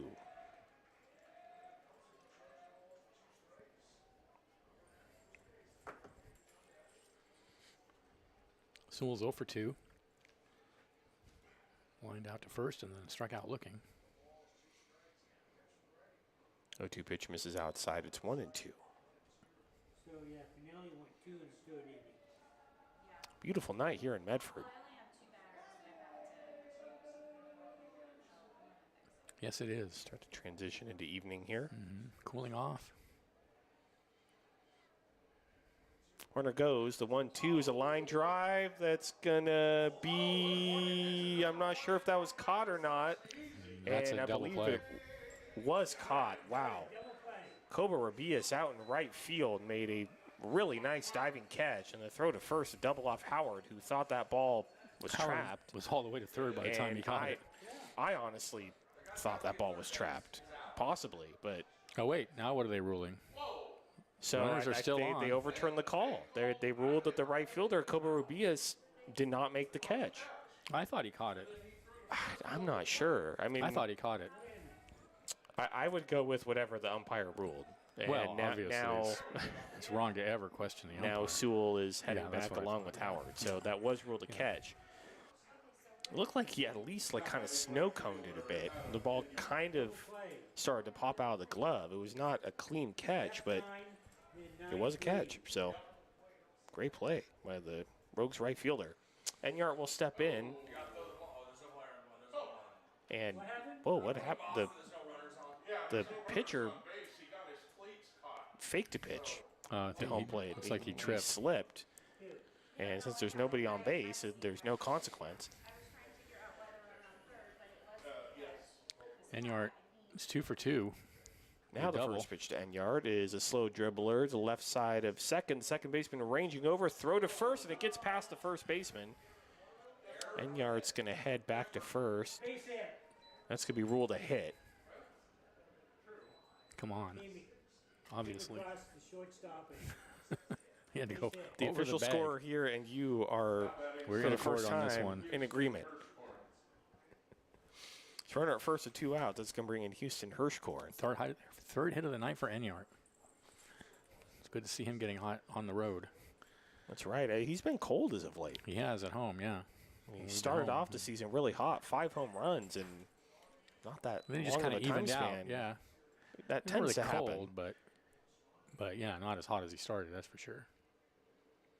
Pitch to Hirschkorn, low and outside 1-0. Enyart's Yeah, that's having right. some trouble seeing over there. You can see he's trying to shade his eyes as he takes his lead off over there. Cold compared to the start that he got off to, which Yeah, I mean, 'cause he was- you can't expect somebody to Yeah. keep up that kind of pace. But it is good to see him 3 for 3 tonight. That's right. We can get 1-0's in the dirt. The throw back to first, and oh, he just got under the tag. Enyart just got under the tag, and No. the Rogues manager is very upset. No. He is walking very fast out to the first base umpire, and he's going to have a few words. well. This I is mean, just shameful. The throw was well ahead of Adam Enyart. I mean, and I guess he somehow got under the tag. I'm not sure how. Well, you know, the umpire was right there, and the umpire knows what they saw.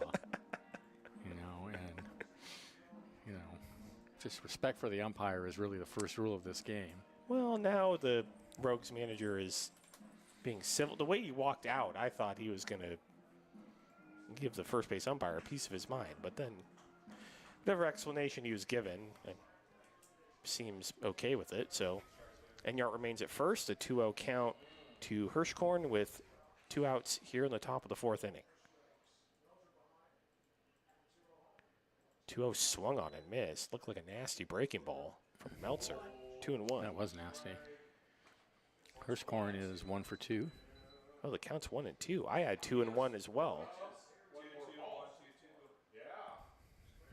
Almost there, BG. Huh. And they're palindrome right now, but super deuces. Okay, 1-2. Now the count on Hirschhorn. The pitch. And another nasty breaking ball swung on a missed strike 3. That's going to do it for the Crabs. Here in the 4th, they fail to score, but the Crabs lead 8-4 as we head to the bottom of the 4th inning. You're listening to Crabs Baseball, 107.3 FM.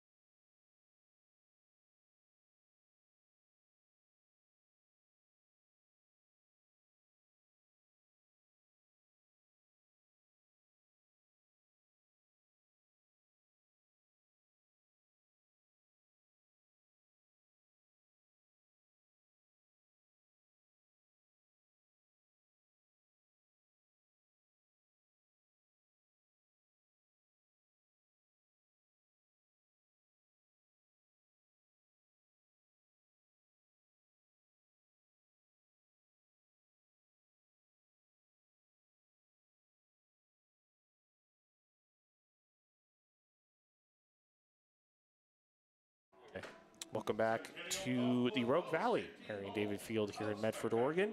Bottom of the 4th inning.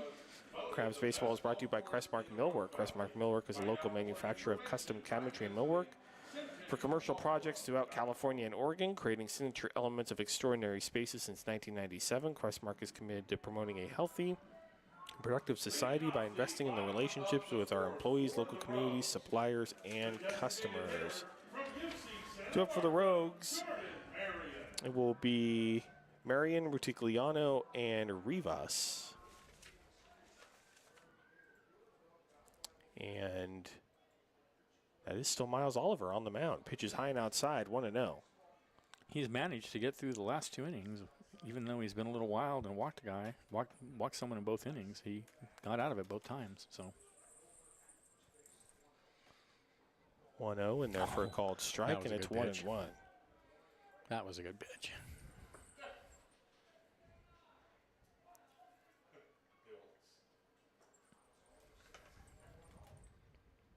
1-1 off the hands and popped up foul out of play off to the right. 1-2.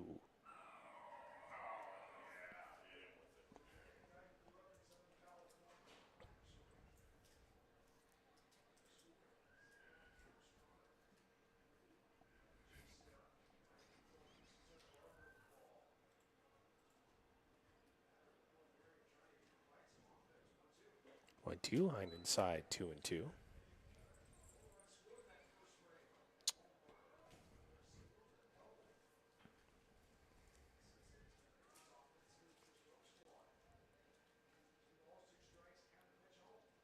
Two pitch is popped foul of the play off to the right again. We'll do it over 2-2.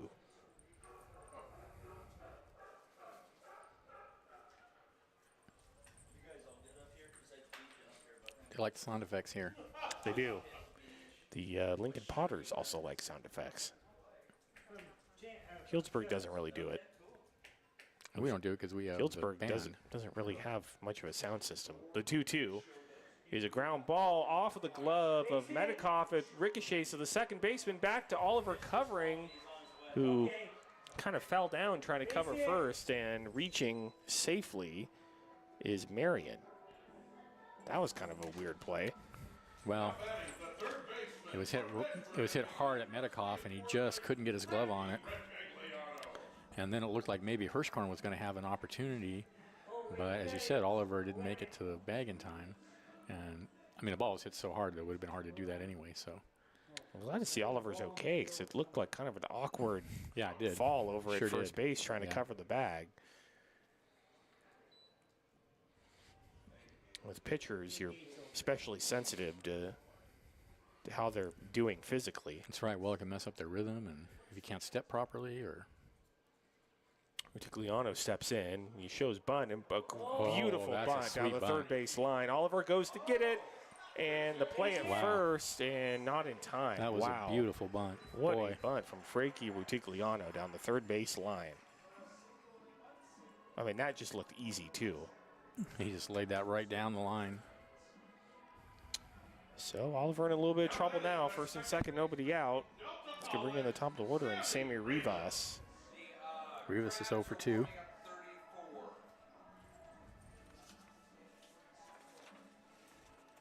Spencer Jacobs. Spencer Jacobs warming up in the pen for the Crabs. And I'm going to guess that if Oliver doesn't get the next batter, Yeah, he's that may most be likely done.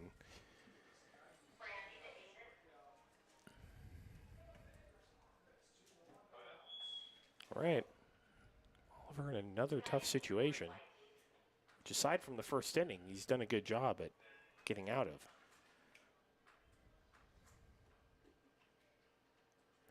Rivas is a line drive down the left field line. That's over the left fielder's head, and Sewell, one run, is going to come around to score. Second run being held up at third. An RBI double for Sammy Rivas, and it's 8-5. Uh-oh. Now batting the shortstop. Indeed. UC Santa Barbara. Second and third, nobody out. That's it. And that's going to be it for Miles Oliver. So the Crabs will go to the bullpen here in the bottom of the fourth. Go back to the studio for a 60-second break. You're listening to Crabs Baseball, 107.3 FM.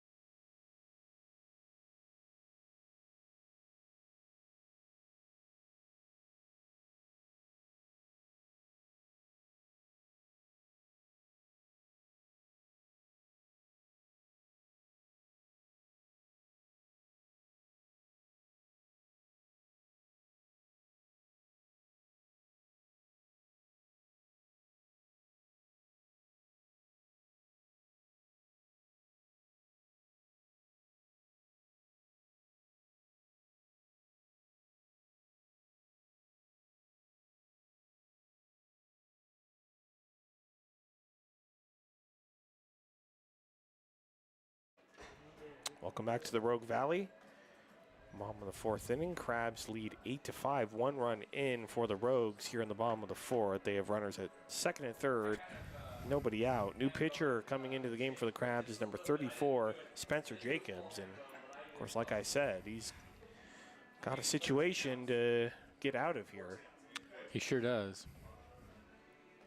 Jacobs, so far this season, this is his 9th appearance, 19 innings pitched. In those 19 innings, he's given up 10 runs. Walked 12, struck out 20. Comes in with a record of 1-0 with one save and a 4.73 ERA. He will face Ryan Severns. Still nobody out for the Rogues.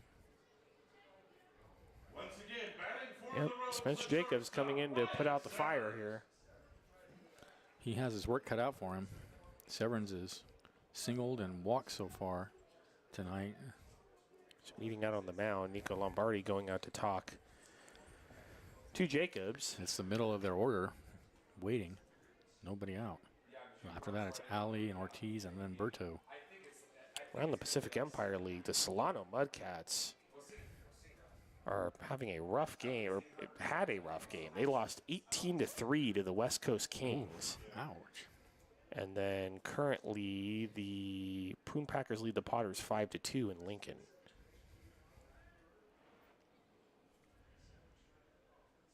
All right, here we go. Jacob steps off.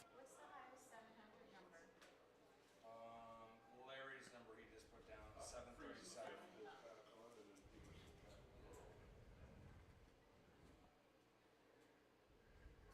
First pitch to Severns, misses way outside, 1-0.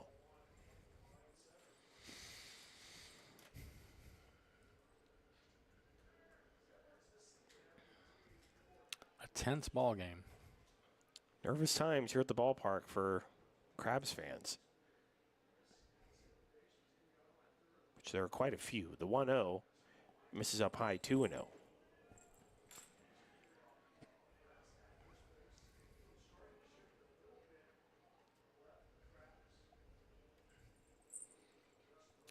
Crabs are in at the corners.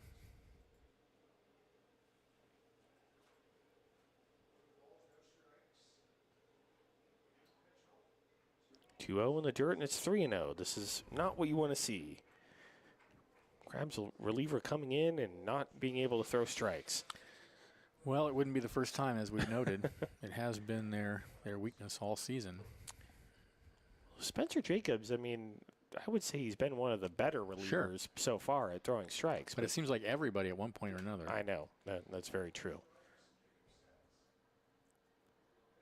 3-0, right down the middle for a called strike. It's 3-1. I think that's the thing is you don't really know who to bring in when because you just never know how it's going to except for go. really, I think Hippensteel is pretty much the only one. That's right.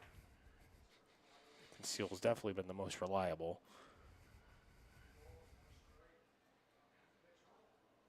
3-1, a line drive, caught by Perazo at short.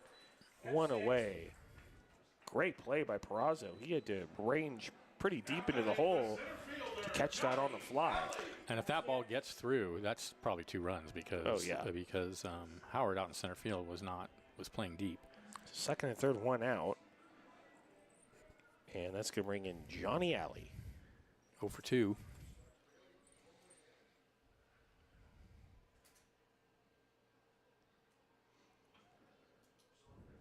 To Alley, a fly ball into left field and diving. And did he make the catch? No, he dropped it. And so that's going to get down for a hit, and a run's going to come in. It's 8-6. Cameron Sewell dove and almost made the catch. Remaining at second was Rivas. He had to freeze, of course. Coming in to score is Rutigliano.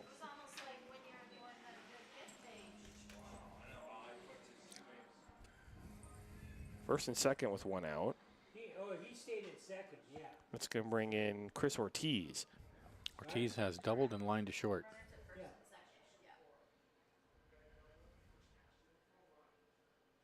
Ortiz up high, the throw behind the runner at first, and that hits the runner. He's going to be safe. Pitches a ball, the count's 1-0.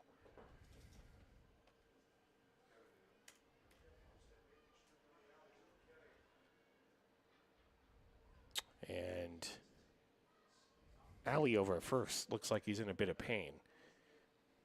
That drilled him right in the back. Waved off the trainer, it looked like.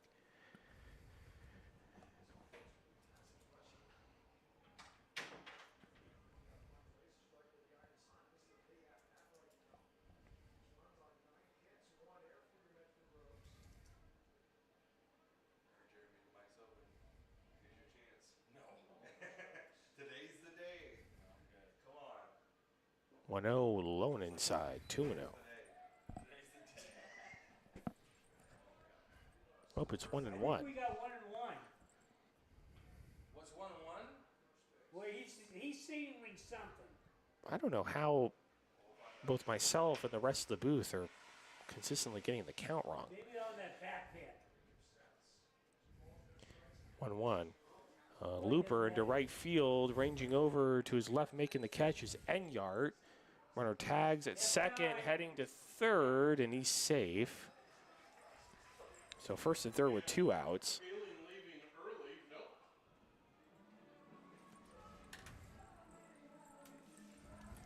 And that's going to bring in Garrett Bartow.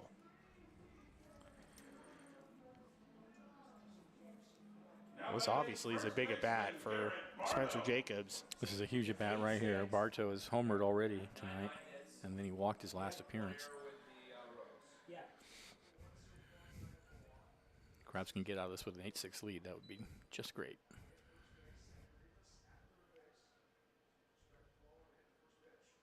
Bartow outside 1-0.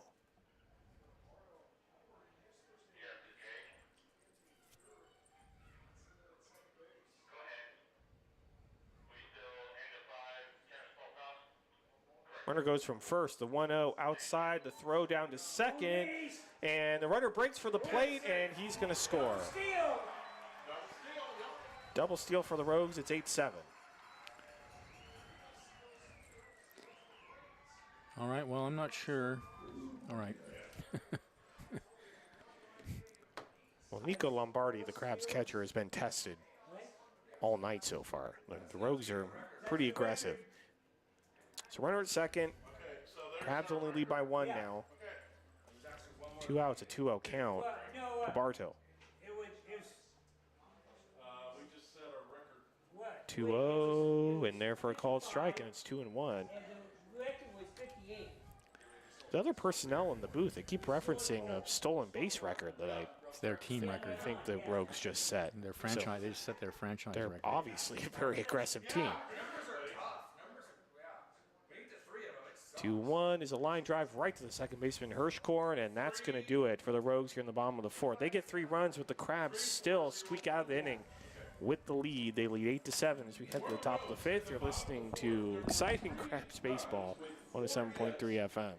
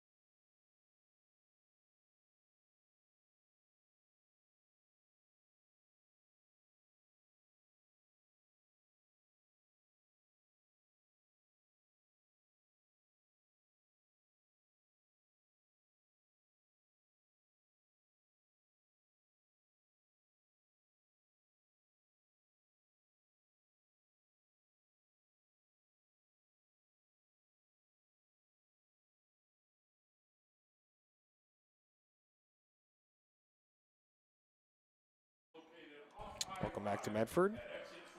In the top of the 5th inning, Crabs baseball brought to you by Cypress Cove Cheese. Cypress Cove is the leading producer of delicious artisan goat cheese, including Humboldt Fog, one of the most famous cheeses in the country, proudly based in Arcata.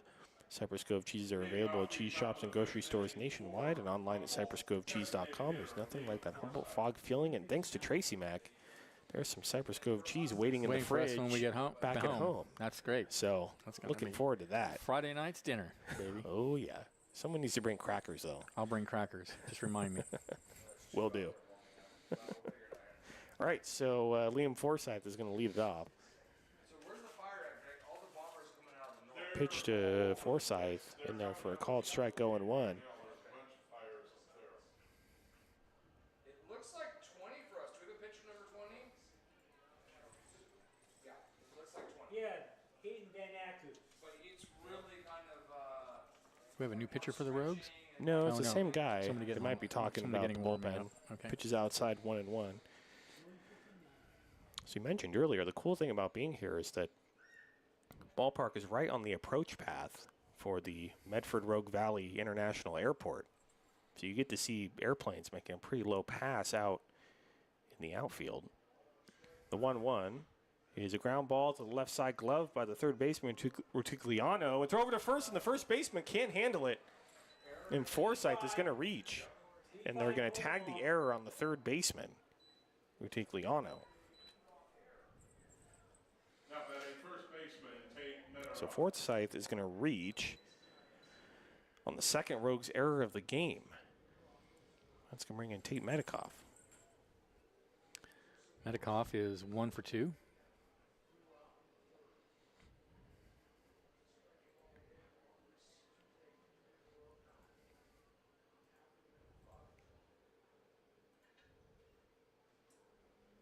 Medikoff in the dirt, and it gets away from the catcher, and that's going to allow Forsyth to go to second. That puts a Crabs runner in scoring position with nobody out. Crabs have really benefited from the wild pitch. That's right. And just Rogues' mistakes in general. I mean, they wouldn't That's have right. a lead right now That's if true. it They wasn't wouldn't. for the balk and the That's wild exactly pitches right. and Yeah. Rogues' errors. Might be the difference in this game when it's all over, but we'll see.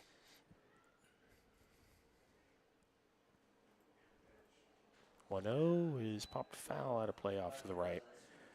And it's 1-1. This game is shaping up to be pretty crazy. Yeah. I would call it a Coors Field-esque game, even It sort of though is, we yeah. are not at altitude here. Yeah. It's the way things are played here at Harry and David. The 1-1 is swung on and missed. It's 1-2. This is not the first game high scoring like this that I have called here at this ballpark.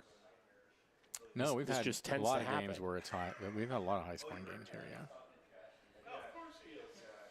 I'm just right Turkey that time.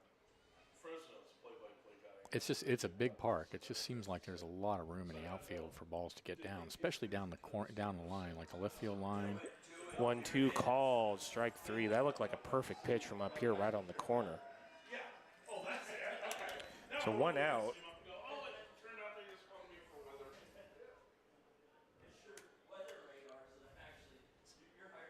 Thank you, Tamara. Obviously, I am doing a terrible job at updating the graphics, so thank you for keeping me honest. Should be fixed now. Runner at second, one out. It's going to bring in Nico Lombardi. Lombardi's walked and been hit by a pitch so far tonight. He's hit right on the helmet, but still in the game, so It's good. obviously okay. Lombardi in the dirt. The throw back to second is not a very good one, and Forsyth back in safely. You don't see catchers throw behind the runner at second that often. No. But if it was a better throw, it Well, would you have might been have a had close him, play. yeah. It had the element of surprise, that's for sure. This has not been a boring game. There's Not at been all. a No. lot of action It's been on a great both game. sides of Yeah. all kinds of different action, An too. intense game. Well, this is a really big series, as we've mentioned. 1-0, high and inside, 2-0. Could be a series like this that determines whether the Crabs go to the PEL championship game or not. I mean, the standings are so tight, every single game matters. It's true.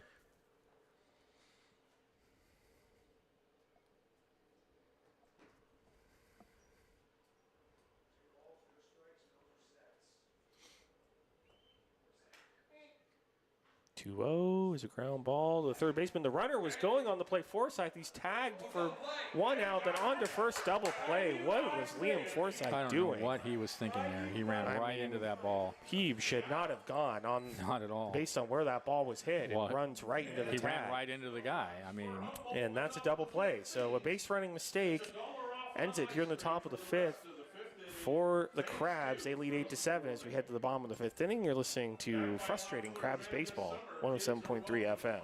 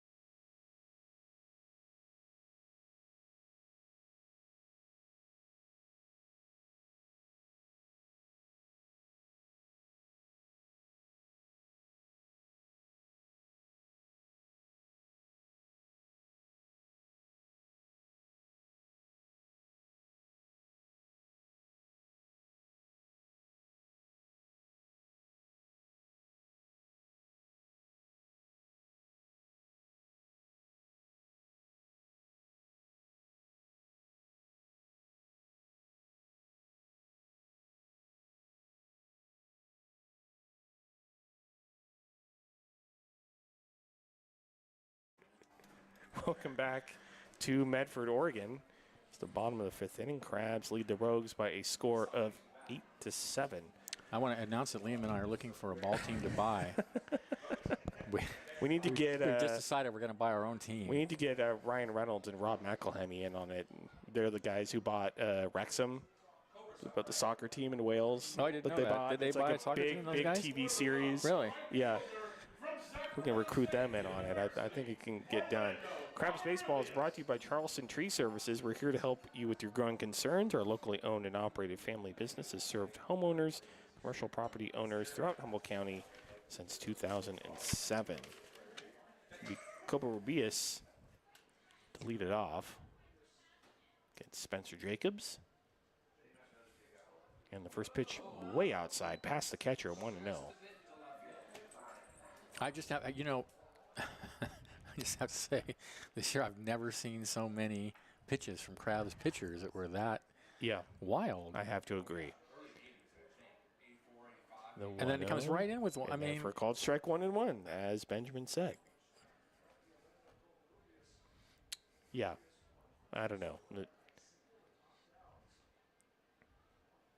I mean, we see so many pitches go 3-4 feet over the batter's head. 1-1 is outside, 2-1. Yeah, the gulf between the really good pitching and the really bad pitching is huge. Is bigger than I've ever seen it. The 2-1. Oh, good pitch. In there for a call strike 2-2. And I'm not talking about good Crabs pitchers and bad Crabs pitchers. I'm talking about each individual pitcher and like their good pitching and their bad pitching. Yeah. Is like yeah. When they're good, they're very good, and when they're bad, whew. And called strike 3. Great pitch from Jacobs. That One was away. Very good right there. But when they're bad, it's pretty bad. That's going to bring in Troy Osborne. Osborne's 0 for 1. From just down, or just up I-5 in Grants Pass. That's right. We're south of Grants Pass. I know, it's weird. Pitch to Osborne, and then for a call strike 0-1, because when you come in on 199, you get dumped out north of Medford.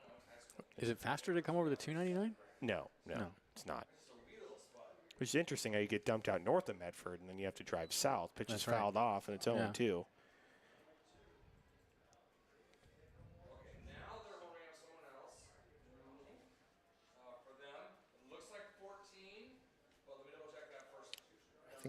They're talking about Cameron Sasso in the bullpen. If it's 14, it's Sasso. Pitches in the dirt, 1-2. Yeah, 14. Nope, that's Cameron Sasso. They're warming up 14. Crabs are warming up 14.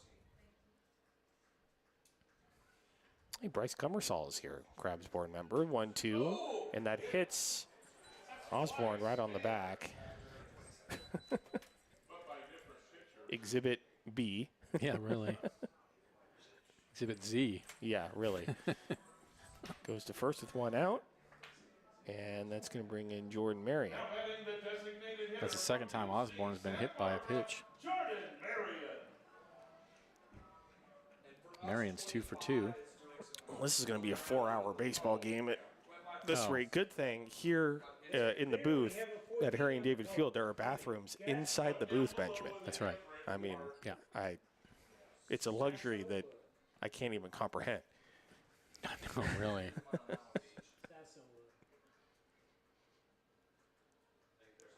Pitch to Marion, way high inside, 1-0.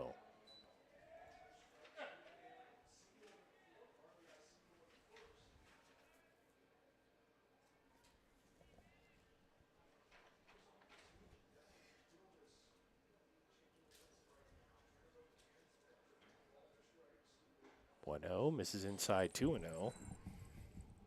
And Osborne's dancing around at first base. I mean, the amount of pressure this Rogues team puts on the battery of the Crabs is just immense, both the pitcher and the catcher. 2-0 is a ground ball, stabbed by the first baseman Medikoff. It gets away from him. He dives back to the bag and gets back there just in time. 2 away. That was a good play by Medikoff. Wow. But now the tying runs in scoring position. Yeah, that's the one downside to that play is Osborne goes to second now with 2 outs, and that's going to bring in Frankie Rutigliano. Rutigliano singled his last at bat, and before that he grounded out to second. So big spot here in the bottom of the fifth. Big spot indeed. First pitch. Way inside, 1-0.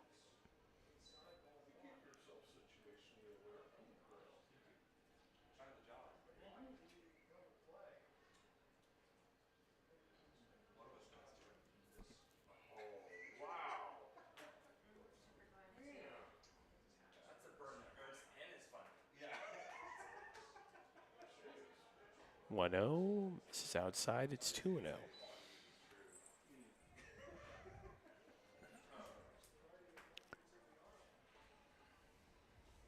See, if I ever buy you ice cream to give to Jeremy again. I'm ready. Go ahead.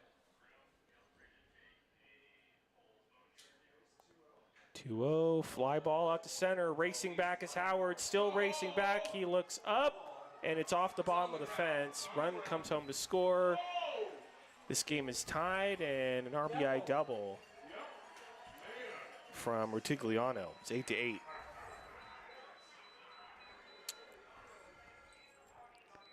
That thing was smoked out the center. I thought that was going to go out. And we got a visit. Yeah, do Just like that, brand new ball game. Okay. It's coming in the top of the order, and Sammy Rivas.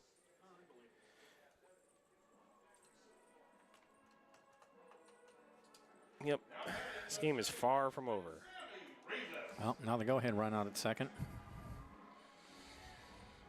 Here's Rivas, 1 for 3. I had a feeling the Crabs are going to need more than 8 runs to win this game. I mean, it's most likely going to need to be in the double digits. If they can stop the Rogues from getting double digits, that'd be great. And that would also be great. But Mr. Rivas, you can't get behind batters like that. their first strike. You can't get going behind every batter like that and then throw a pitch right over. Then you got to throw Nope. something over the heart of the plate. Yep. And he drilled it. He was That's waiting. right. I mean, the Rogues have been ready to hit all night. Yeah.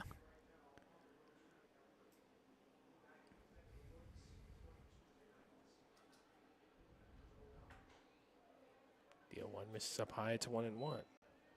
So far we're at 1, 1, 0,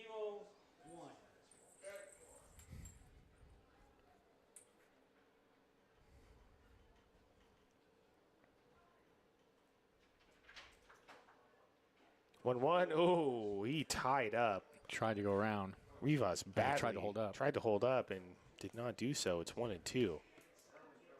As I see another airplane coming into the airport, I was thinking, wouldn't it be cool to fly into Medford when a game's going on? That would be cool. a really cool view.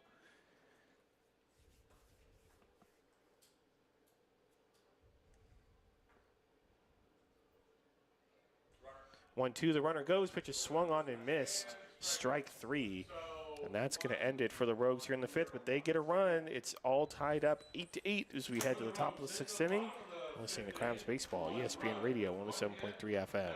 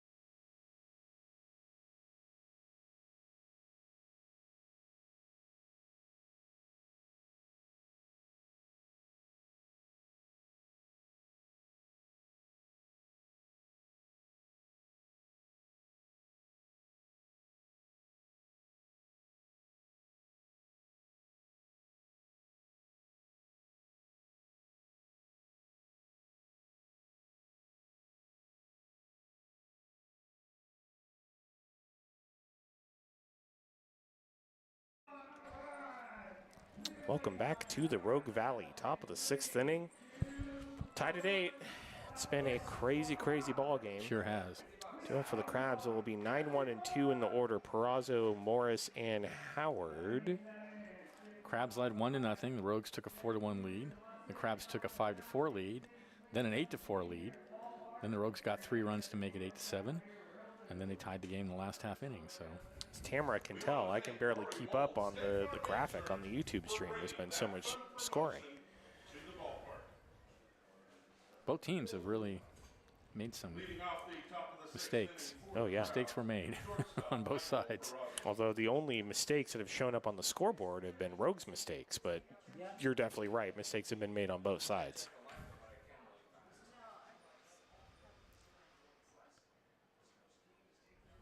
Right, just about ready to go.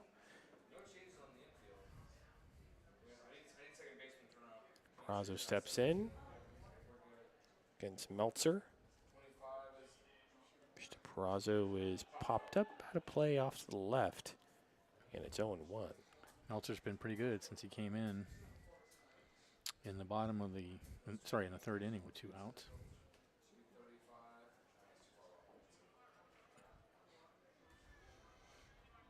The 0-1's in the dirt, 1-1. We're at Harry and David Field here on the south side of Medford, Oregon. Harry and David Field's actually part of a really large complex of baseball fields. And soccer pitches and all sorts of stuff, right? 1-1 is outside, 2-1. It's kind of the crown jewel of a major baseball and soccer complex. There are a lot of Little League and baseball and softball fields that surround Harry and David Field, or at least are in close proximity. The 2-1 is a ground ball to the right side, played on a couple of hops by Rivas, second baseman, on to first, 1 away.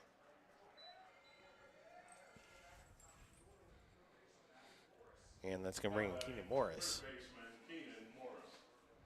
There are 2 levels of seating here. There are seat backs closer to the field all the way around, and then bleachers behind them, also all the way around the field. They actually have a really nice party deck out in left field that people can rent out. The pitch is in there for a called strike, and it's 0-1.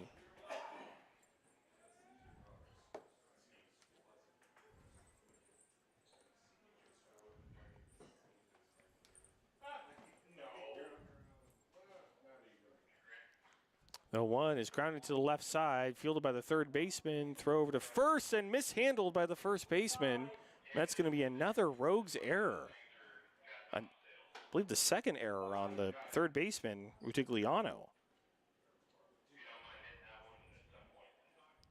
Morris is going to reach, runner at first, 1 out. Bring in Tyler Howard. Now, if you're wondering what the 3 buildings are on the hill out in right field, if you're watching on the YouTube stream, that is the famous Rogue Valley Manor. It's a long-term care facility here in Medford. I had a family member there for a while. I've been up there, actually, and it is a beautiful view of pretty much the entire Rogue Valley. Pitch to Howard. Misses low, 1-0. A great view of the ballpark, obviously.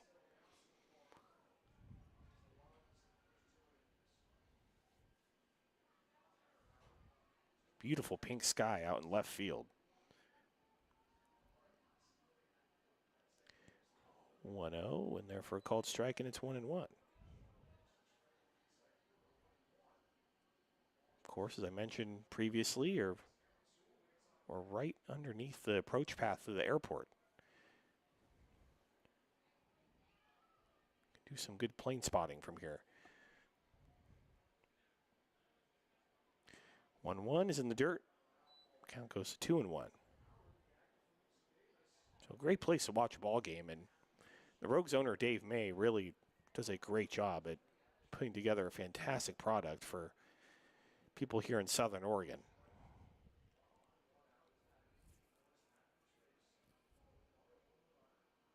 Two 2-1, runner goes, fly ball out to center. The center fielder now racing back. It's at the wall and off the wall.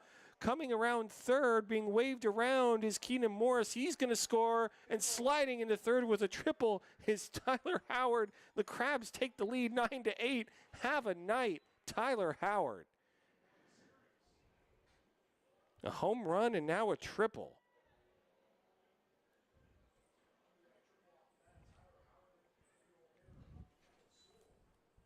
Now batting the K batter, left fielder Cam Sewell. And a single. So he's 3 legs of the way to the cycle as Tyler Howard with that triple. Sounds like some good things happened while I. Sounds like you need to leave the booth again, Benjamin. I think you need to go.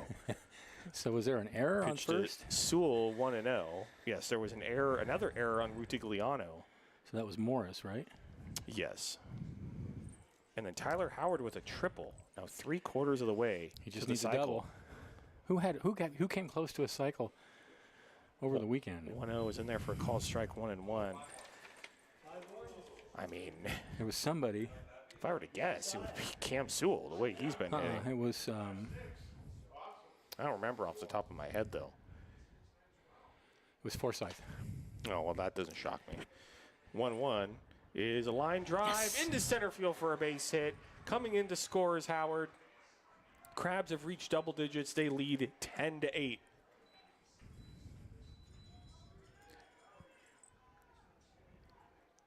Cam Sewell with an RBI in his hometown.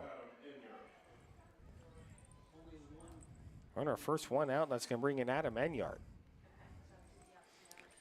Wow, this is really something. This ball game. Well, if the Crabs lose the lead, Benjamin, I'm going to have to ask you to leave. If the Crabs lose the lead again, I'm going to be on the ledge. You're just going to go back to, to your Airbnb. Yes. I'm going to be out on the ledge. Pitch to Enyart in the dirt. It gets away from the catcher and going to second. A bad throw into center field. Sewell is headed to third on the error. The 4th error of the game for the Rogues. A wild pitch. Sewell goes to second. And then the error on the catcher, Ortiz, sends him to third. Well,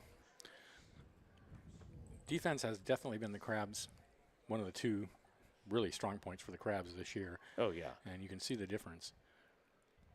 And the Crabs, so far, have definitely been the better defensive team. Absolutely. The Rogues have committed 4 errors.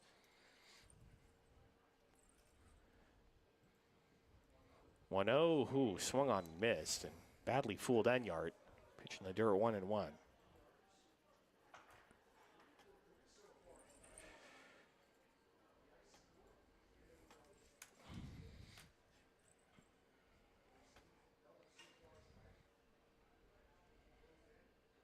One swung on and foul tipped. Fouled back. It's 1-2. The Rogues have brought the infield in yet again.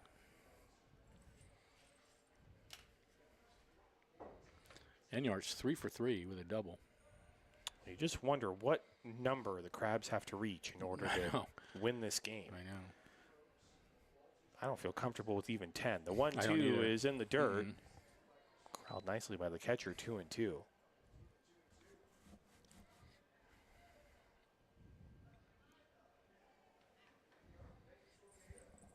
No, I don't think 2 runs is enough. No. It depends on who we bring in, but Yeah. I am pleased to see that it's Sasso on who's up to come in next.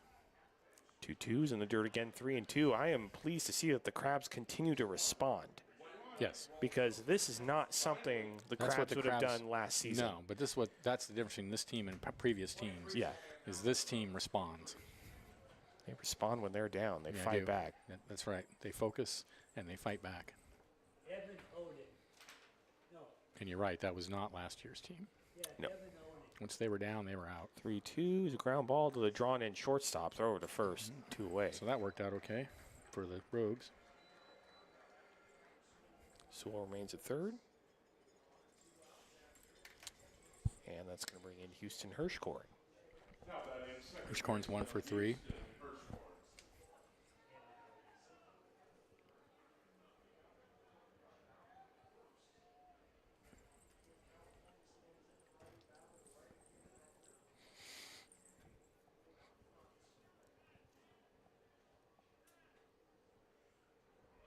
Mr. Hirschkorn is a ground ball right to the first baseman. Takes it to the bag himself. That's going to do it for the Crabs Here in the top of the sixth, but they get 2 runs. They lead 10-8 as we head to the bottom of the sixth inning. You're listening to Roller Coaster Crabs Baseball, 107.3 FM.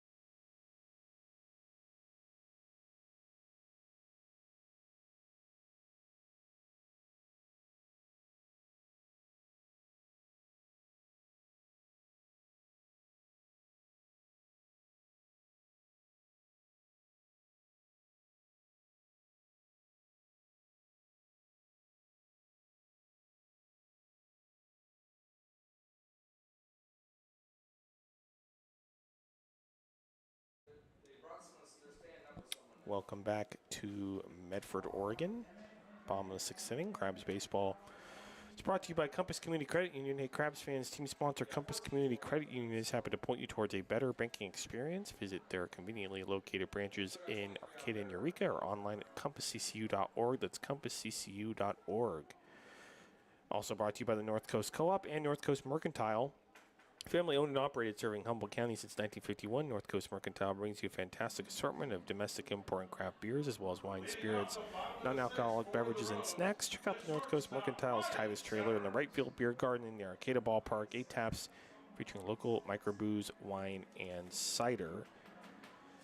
For the Rogues, will be Severns, Ali, and Ortiz against Cameron Sasso in the game. And the first pitch from him is swung on and missed, 0-1. That's what I like to see right there. Sasso, so far, he's a very late addition to the roster. I'll have his numbers in a second. 3-1. Oh, and I just heard the Giants are losing 3-1. His pitches in the dirt, 1-1. At least I got to see them win last night. It's too bad for you guys. I don't know. The Giants took 2 out of 3 Wonder how my A's from are your A's. My A's are doing. So I don't know. I'll continue being an A's fan. Maybe you should come back to the Giants after. Well, we'll see what lost happens the after the series. All-Star break. 1-1 is low inside 2-1.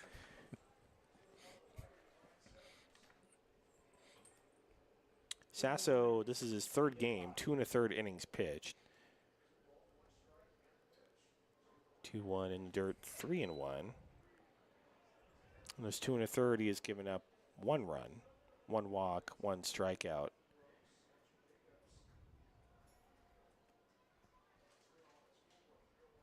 Is a slow ground to the third baseman. Morris gloves it. Throw to first. 1 away. Keenan Moore. Makes it look easy. Unbelievable. I would say 7 out of 10 third baseman See, that's Not what even that's just make what I that meant play. last half inning. would totally mess that You know, play up somehow. Not only would they They would boot the ball boot the on the ball or something, ground, or they yeah. would make a really bad throw over to first. Yep. But Keenan Morris is just so smooth. Yep. He's just really steady over there. And that, in fact, the whole Crabs infield, for the most part. Just gonna bring Whoever's in out there. Johnny Alley.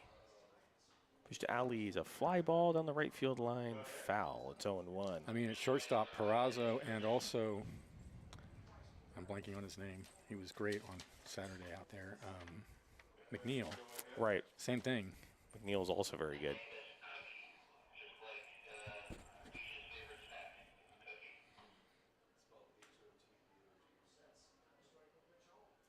A 1 is sprayed foul off to the left. 0-2. I have to say that Johnny Alley is the second favorite name I have seen this season. The Solano Mudcats had a reliever this past weekend named Bobby Bangs. Bobby Bangs was cool. And I think that's the best name I've seen so far this season. Johnny Alley's a close second as he dribbles it right in front of the plate. Catcher Lombardi going out, and a throw over to first, 2 away. Impressive by Good Nico play. Lombardi. That Good was play by Lombardi. check swing, basically swinging bunt right out in front of the He plate. had to hurry. Now batting the catcher, Chris Ortiz. 2 outs. It's going to bring in Chris Ortiz. Yeah, I don't think he's mean at me, so.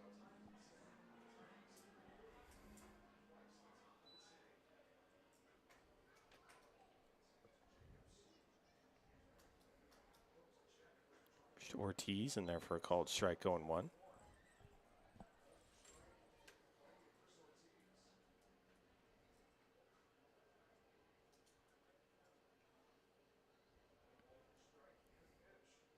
A 1 way inside. And it's 1-1.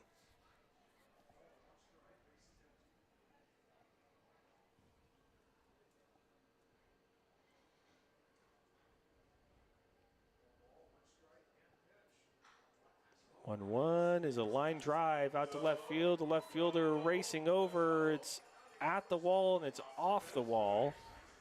And cruising into second with a 2-out double is Ortiz. It's his second double of the night. That was stung out there. Well, I couldn't see where it went. Me too. I lost track of the ball. Now batting the first baseman, Garrett Bardo. The one thing about games here at Harry and David Field that I've noticed throughout the years, and I kind of realized tonight, is that the lights here are not as strong as they are at the Arcata ballpark. So sometimes when the ball goes out into the outfield, I just lose For years, it. we had the same problem in Arcata. Like they were, for about the first five or more years, the lights were. We have really good lights We now. have much better lights now. Bardo steps in. Pitches in there for a called strike, 0-1. But over the years, I've had the issue of losing the ball in the outfield. I remember it was one night we were here and it was a home run to right field by the Crabs. It was like won the game or something, or ended up winning the game. 0-1. And misses outside 1-1. I just saw the right fielder run back, and that's the only way I knew it was Yeah, gone. exactly. On that last play, I was just watching the outfielders, and I kind of saw the ball come off of the wall. So, big clue that it did not go out. 1-1. Oh, great pitch. And therefore, called strike 1-2. Definitely good pitch from Sasso.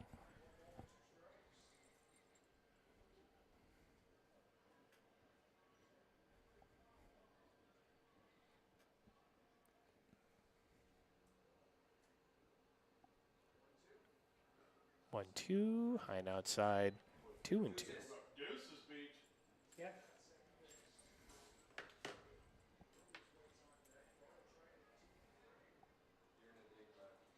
He is.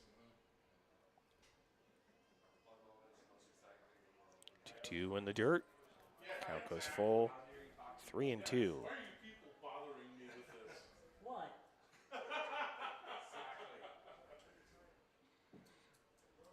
Their 8 is messed up on their scoreboard on the scoring line there.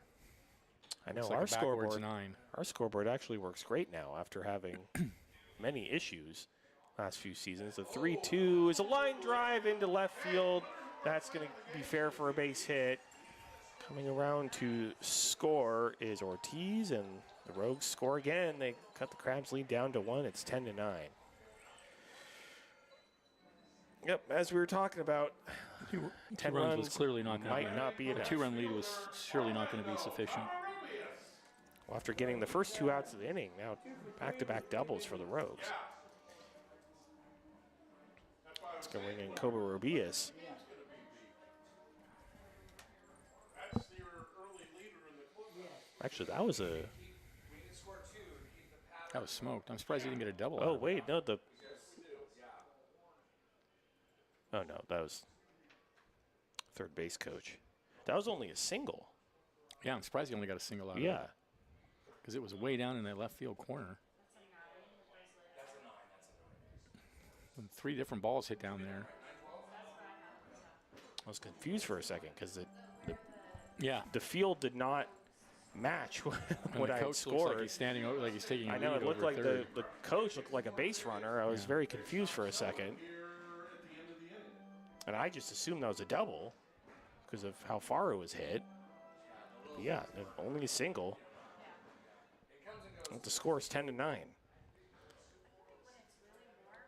Covarrubias is 1 for 3. I think when it starts to cool down, it doesn't react well to the. When it was grounded foul off towards the Crabs dugout, 1-1. It's very Like Healdsburg, the dugouts here at Harry and David Field are actual dugouts. They're Yeah. in the ground. Unlike at the Arcata Ballpark, the 1-1, high and outside 2-1. Someone's warming in the Crabs pan now. Not sure who it is. It's a right-hander. It's hard to tell from here, but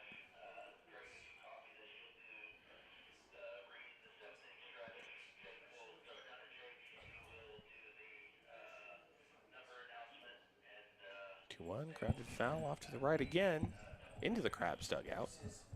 2-2. Besides, probably wouldn't look good if I was reading my own number.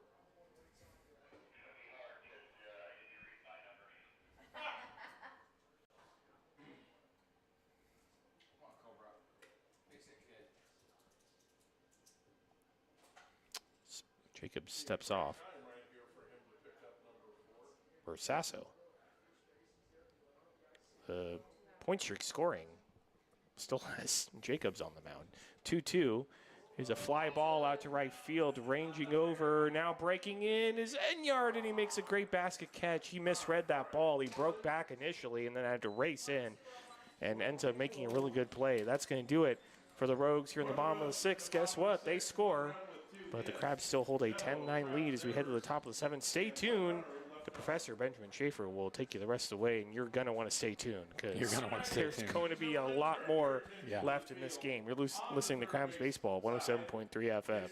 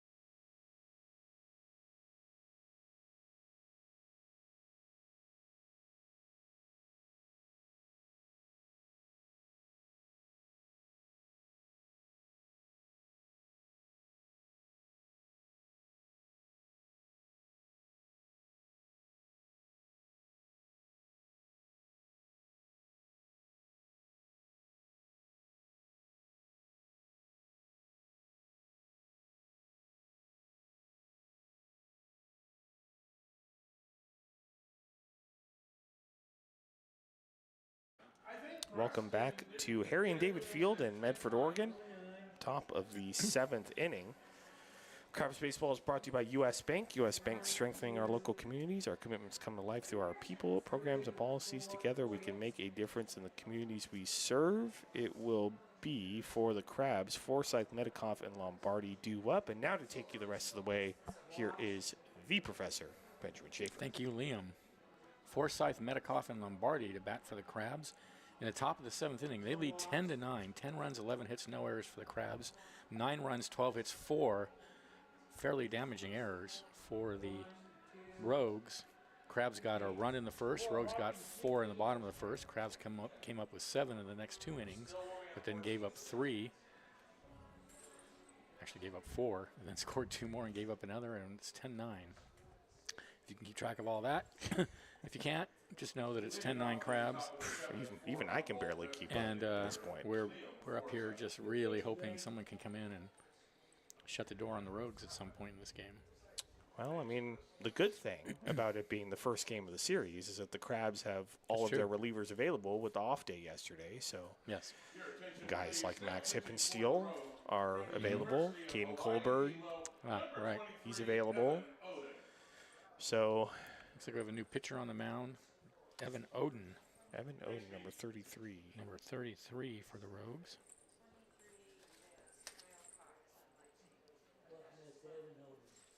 Evan Oden.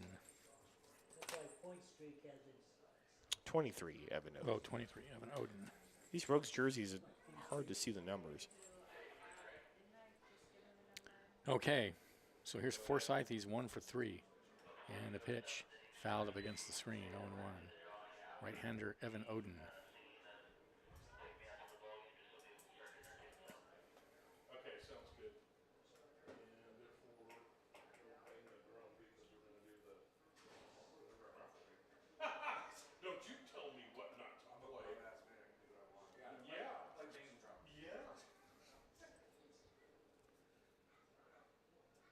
Odin sets and deals 0-1. Fouled up again. Fouled away again. And he's ahead of Forsyth 0-2. Medikoff on deck.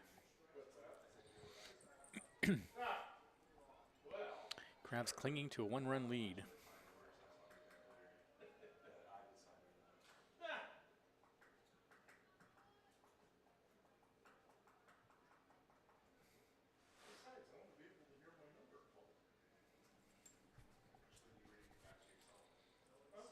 The 0-2. Fouled away again. First base side. Dusk now settling in at the ballpark. Beautiful sky out in left field. Beautiful, yeah. Let's see some cinder cones and the extinct cinder cones, let's hope, in the background in right field.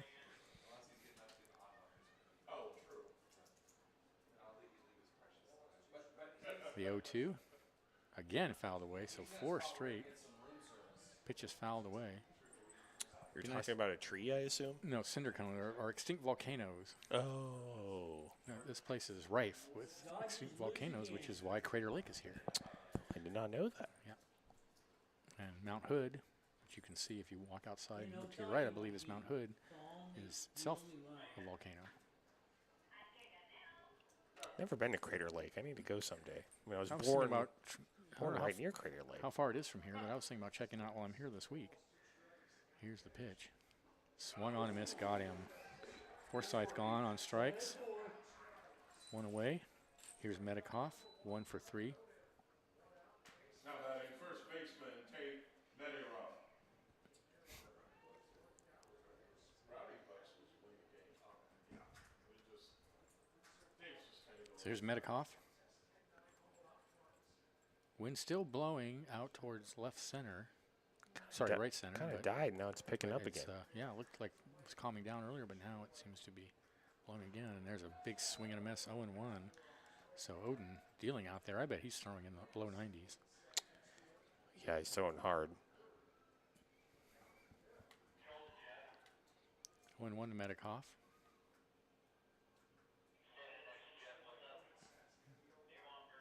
There's a pitch in the dirt.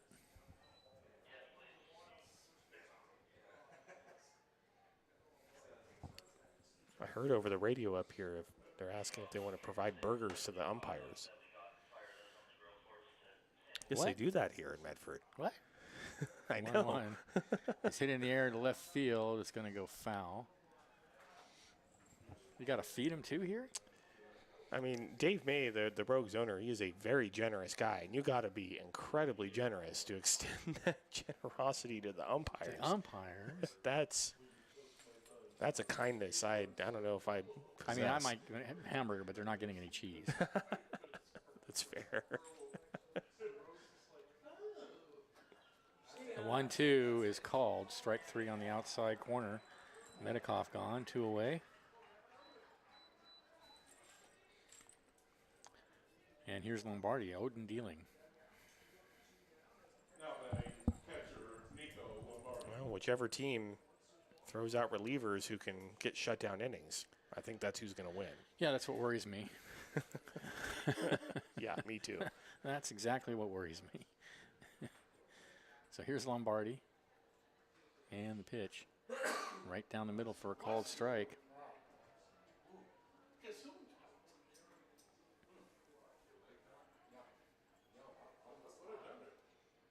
0-1. The 0-1. Fouled down the right field line and into the grassy area, the sort of park area on the right. We have not had a single full inning tonight. That's been scoreless. Nope. Well, yeah, you mean Full inning you mean the Rogues have not. for both teams. Oh yeah, right. Oh right, yeah, exactly. The 0-2 misses low and away. 1-2 to Lombardi. Lombardi has hit into a double play, hit by pitch, and walked.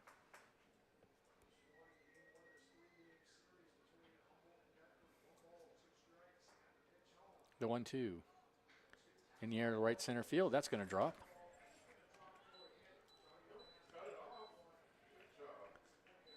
So Lombardi aboard with 2 away.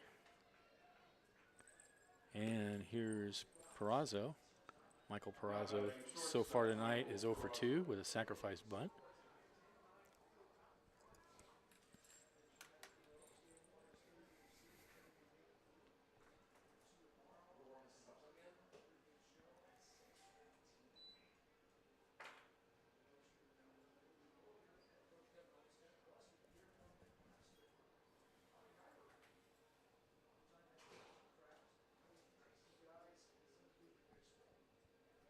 The pitch to Perazo is a strike on the inside corner, 0-1. 44 warming up for the Rogues.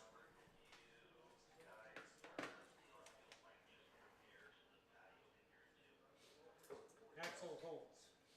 Larry says absolutely. I'm going to go and ask The 0-1 low and outside. Lombardi with a short lead at first.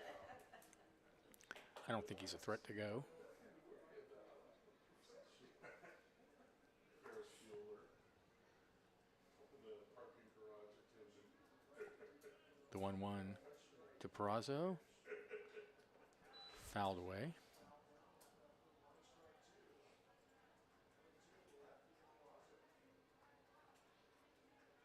A ball and 2 strikes to count.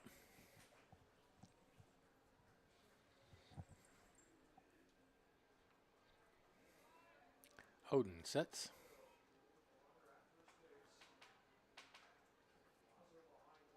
And the pitch.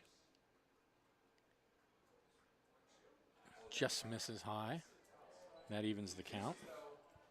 Oh, here we go. Deuces.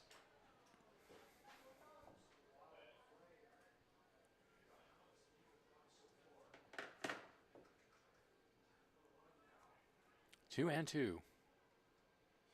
I look over at first. He sets. And comes home. Outside, and the count goes full.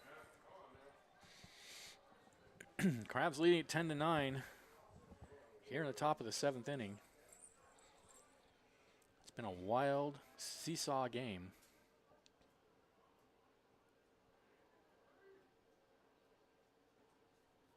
Three and 2 the count to Perazo.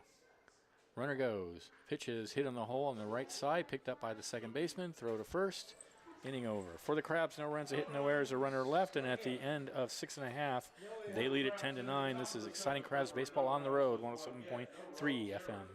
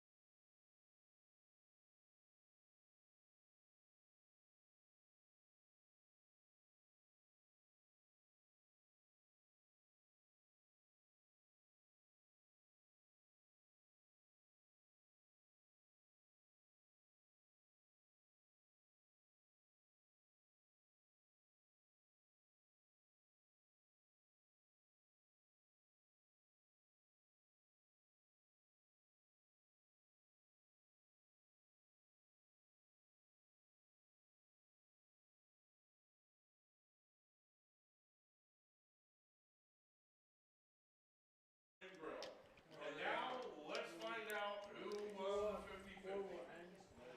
All right, we are back. Bottom of the 7th inning. Osborne, Marion, and Rutigliano, the bottom of the order for the Rogues to bat against Cameron Sasso out for his 2nd inning of work.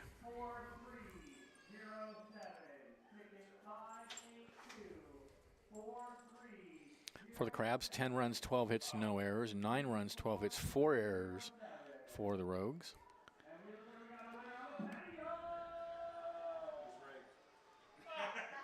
Yeah, no wonder Dave said, yeah, turn the volume up so the patio right, some scores around the Pacific Empire League. As I mentioned earlier, the Mudcats had a rough game against the West Coast Kings. They lost 18-3 at Solano College in Fairfield, and then close game in Lincoln between the two teams that went to the PEL Championship Series last season. The Healdsburg Prune Packers lead the Lincoln Potters 5-4, top of the 8th in Lincoln. I think we should be rooting for the Prune Packers, right? Yes, because the Prune Packers are going to finish first, I think, no matter what. So, yeah. Healdsburg. Oh, that's right. We should be. I mean, we should be rooting for the other, whoever the other guys are, the Lincoln Potters, right? Because don't we want to knock down I think Healdsburg? we should root for Healdsburg because they're going to finish first no matter what. So we want the Potters to lose because they're currently in a logjam with us for second with the Rogues. So yeah, I'm thinking bigger than that. I'm thinking I know Healdsburg loses. So I'm a little more realistic. We have more of a chance of winning the whole thing. Yeah. Because I want us to have home field advantage. Well, yes, obviously hosting the PEL Championship would be ideal. That would be but awesome. Healdsburg is a very good team, and I just don't think that's likely. Yes, you're a realist. Pitch misses inside to Osborne, 1-0 now from Sasso.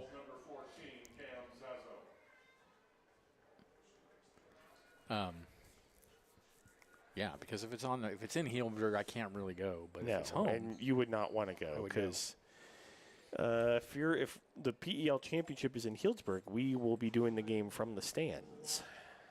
Yeah, that's weird. Which, not the best place to do a game from. We're just going to be sitting out with the riffraff, you mean? Yep, with the riffraff and kind of dusty stands. It's nice. It's not terrible, but it's not great either. The 1-0 misses inside, 2-0. I will say it's a lot better than metal bleachers. So they're not metal bleachers. They're wood not. Bleachers, they're like wood, like seats with like seat backs. Ah, okay. They're bucket. Yeah. 2-0 now, the count to Osborne. He has been hit by a pitch twice and flied to center. Pitches a little dribbler out towards third. That's a foul ball. Keenan Morris would have made that play too. He would have, but Osborne limping around now. That really hurts when you hit a ball off your foot like that. It's unfortunate for the Crabs because normally ball that hit that slowly. Yeah. Third baseman had no chance, but Keenan Morris he would have had it right as usual. So instead, it's just a strike, and it's 2-1 to Osborne. However, you can always shoot a text to Jeff, and Jeff will get it for you. Where's that? Sasso looks in for the sign. Now he sets at the belt. The 2-1. In the air to left center field. Playable. And after, and that was an adventure out there, but Howard eventually makes the catch. That looked like it was headed for Sewell, and it kind of just sort of drifted away towards center, and Howard ended up making the out. So one away. I was talking about Recreation Park in Healdsburg. Tamara just texted me with the perfect description of Healdsburg. She said it's a bit like a barn. Oh. Yeah, it's really got that feel in the stands. That's funny. It's kind of dusty. It's wood seating.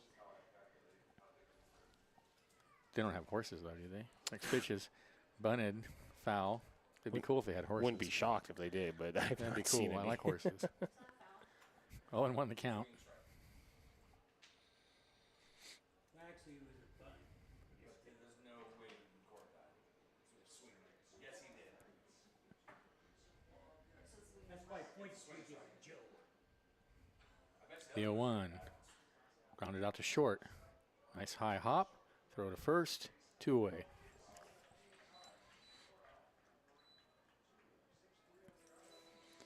All right, so Marion out 6-3. Here's Frankie Retigliano.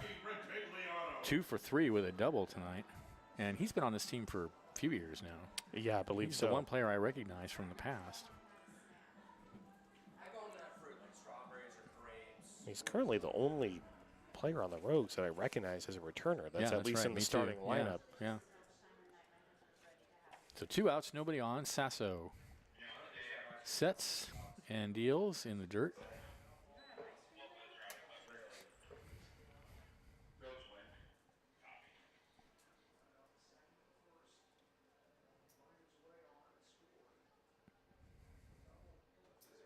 The 1-0.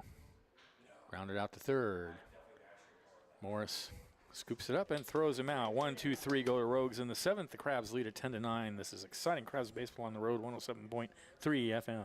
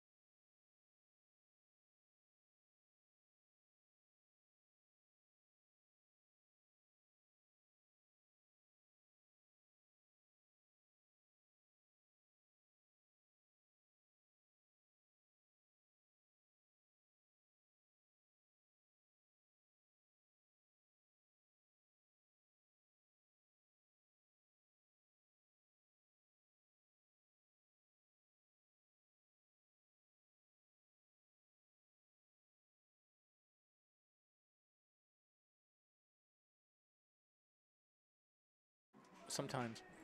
We are back. It'll be Morris, Howard, and Sewell in the top of the 8th inning for the Crabs, top of the order. And this is still, I think, pretty sure, this is still Oden out on the mound for the Rogues. Crabs with 10 runs, 12 hits, no errors. Tracy Max says that you like popcorn. Thank you. 8 runs, 12 hits, 4 errors for the Rogues. Tracy Mack still treating us good. Sending popcorn up to the booth for us. Delivery. Thank you, Tracy. I do indeed like the popcorn. professor. Well, you're going to have to compare the popcorn here to the popcorn. I don't think people want to hear me eat popcorn while I'm calling the game, unfortunately. So. Well, in between innings, do a taste test and give everybody a full report. So here's Keenan Morris. 1 for 4. He's reached twice on an error by Rutigliano. Smells really good. Yeah, it does smell good. Here's the pitch. Rides high with a fastball, 1-0. In fact, Benjamin, I'll do a little taste test. And Okay, those are little fascinating tidbits that he loves. The 1-0.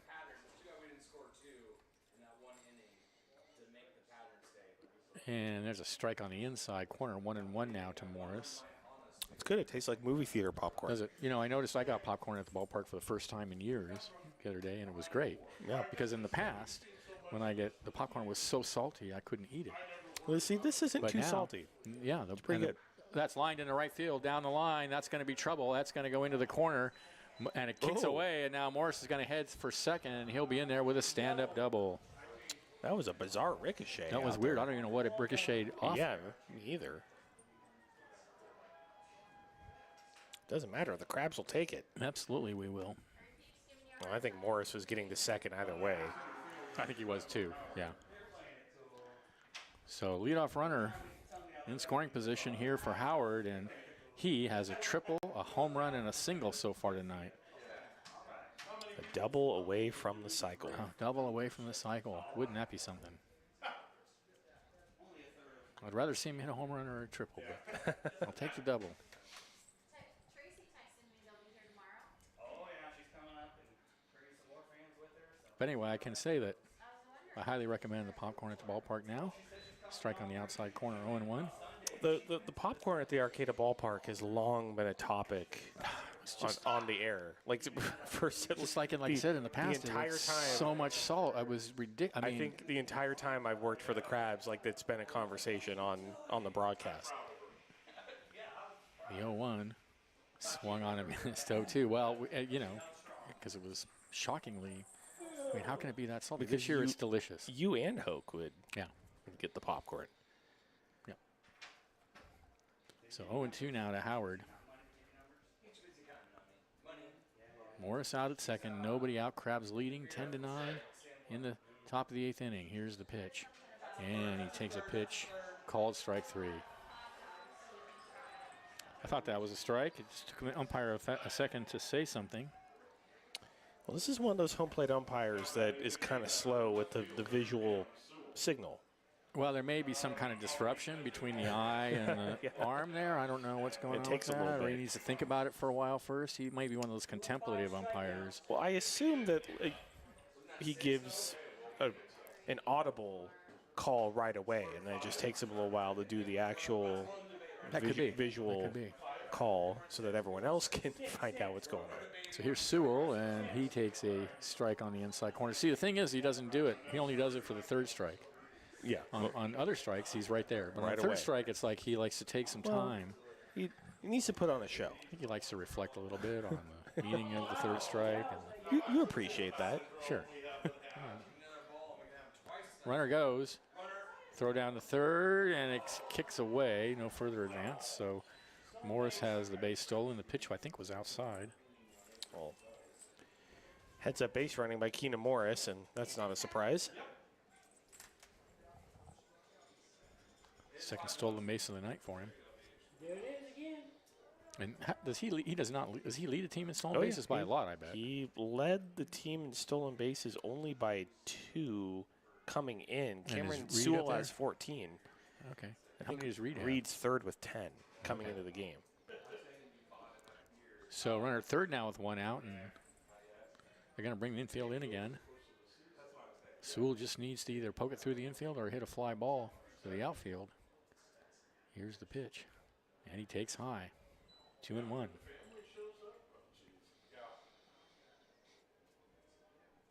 And they will be here Friday night because Kim won't miss the splash zone night.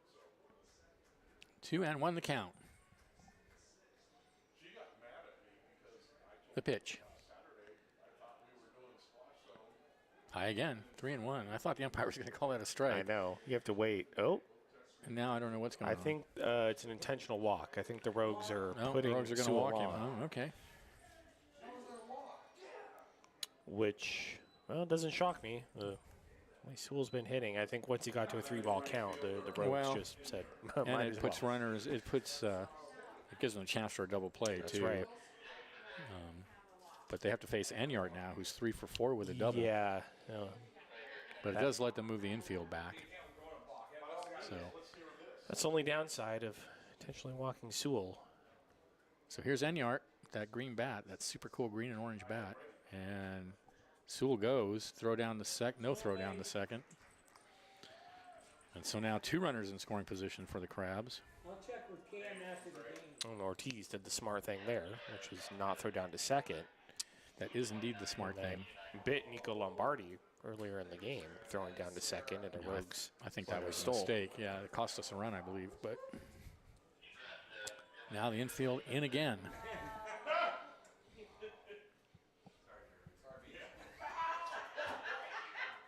We 1-0 the count to Enyart. And he takes a changeup over the heart of the plate for a called strike. Crabs leading 10-9, but they have 2 runners in scoring position.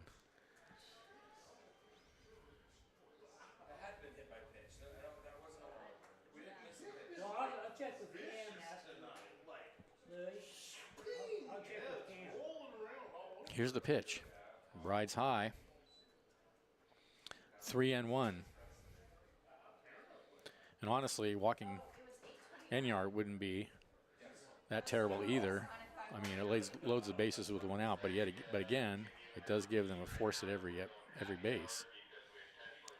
So I don't think Enyart's going to see a pitch to hit. Oh, that's what it was. No, on deck is Houston Hirschhorn. I believe he had a good day on Sunday. He certainly did. He's 1 for 4 tonight. So he's kind of hot. Happy hour prices until we're done. That's what happened. Okay, so here we go. 3-1 to Enyart. I think it's 3-1. The scoreboard says 2-1, but I thought it was 3-1. I have 2-1 as well. have 2 but and 1, it Wouldn't okay. be the first time that all of I us don't know, up I here could- didn't know the count. Here's the pitch. I'll trust the scoreboard. That's in the air. This right center field and deep. That's going back. Still going. Still going. Adios, muchacho. 3-run home run. Adam Enyart, let's go. All righty. Oh, boy. intentionally walk Cam to get the Now that intentional walk Oh, it hurts. kind of went over like one of those fake cigars. One of those. That's not too good. So the Crabs now leading at 13-9. A Wow. huge home run for Adam Enyart. Wow. What a game. What a performance. All 3 of the home runs tonight been to right field. They have. I think All so, The Crabs, yeah. So here's Hirschkorn. He's 1 for 4. Well, Adam Enyart getting hot again is exactly what That's the Crabs just want to what see. we need. I mean, that means that they can't pitch just what just happened. They can't really pitch around Sewell. Here's the pitch, fastball away to Hirschkorn, 1-0. And Sewell is already hot, already hitting really well, and he's at home, so he's comfortable. And it just all adds up to him having a great series, I think. What's the score? Here's the 1-0. Strike at the knees on the outside corner. 1-1. Oh, we're gonna play that game. So 13-9 Crabs. 1-1 to Hirschkorn. And the pitch fouled away. 1-2. Opposite field home run for Adam Enyart. It's 13-9. And I think you're right, Liam. The ball just carries more here because of the warmth, the Yeah, warm I air. think it's the marine influence at the Arcata ballpark kind of dens the ball just a little bit. The 1-2. And he hits that high and deep to left field, down the line, and that is Foul. foul.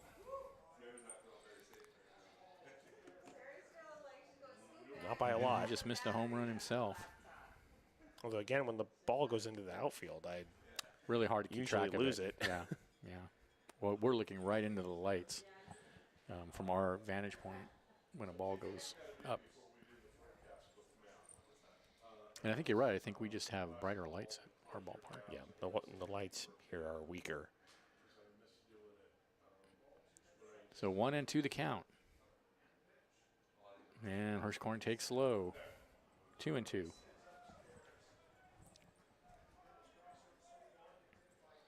That was Enyart's 6th home run of the season, by the way. So now he's 1 behind Cam Sewell. Sewell was 7, Enyart was 6. Yeah, Oh, we're going to nice. have our own Mays Maris thing going. Well, Damian Henderson and Mantle Maris thing Giants going. are losing 3-1, bottom of the ninth. 2-2.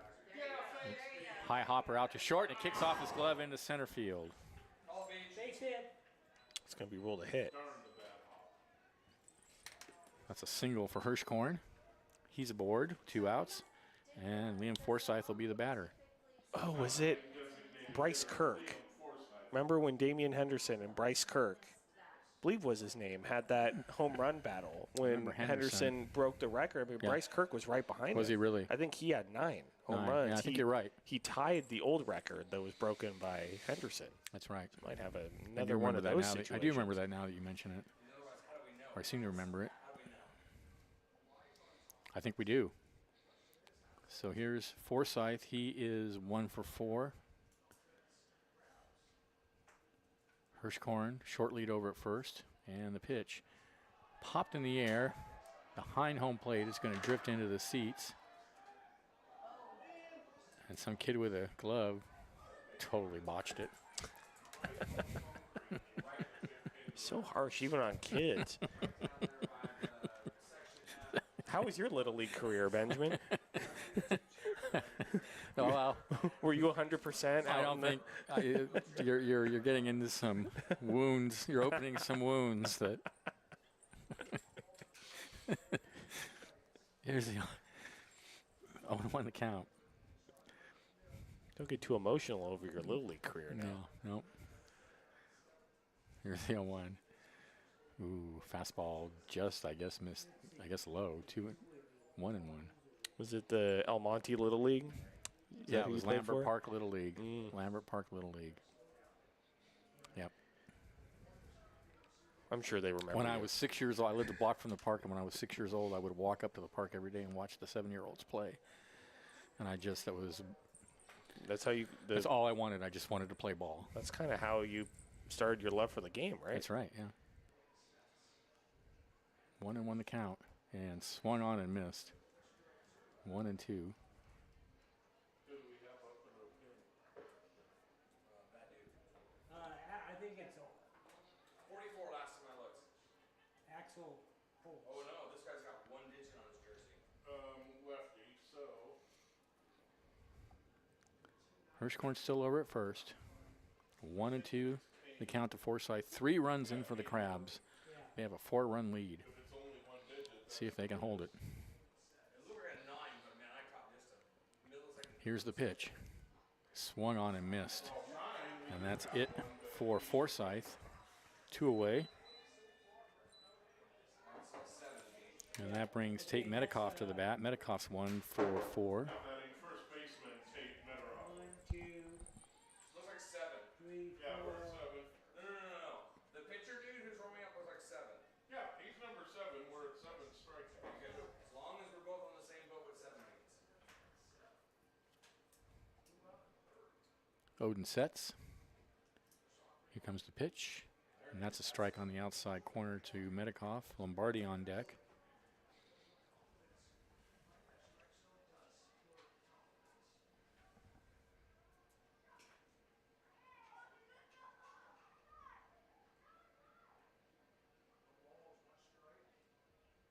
The 0-1. High and inside. So 1-1 to Metcalf. Now I'm starting to call him Metteroff too. Yeah, the PA announcer does not have the right. They don't have the right name here. pronunciation. The 1-1 to Metcalf. Here's the pitch. Swung on and missed. 1-2. Hirschhorn still over at first.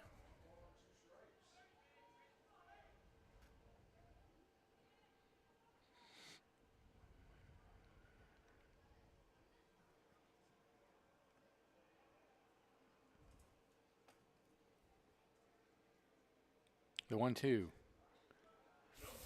Fastball away, and the count goes even. Deuces.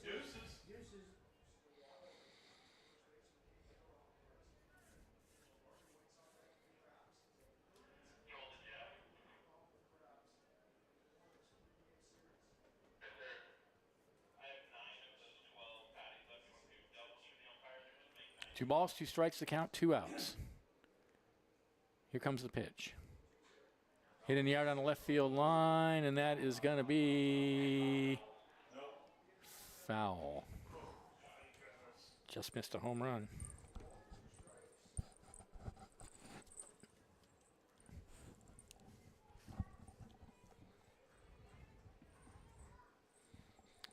Count remains 2-2.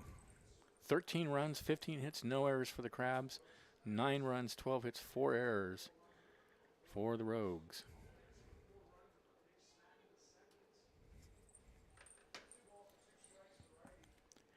Here's the 2-2 pitch. In the dirt, kicks away, and no advance by Hirschhorn. I don't think he saw it kick away. I didn't really kick away far enough. Probably not, yeah. It just trickled right behind Ortiz. So now the count full to Metcalf. Lombardi on deck. Healdsburg beat Lincoln 5-4.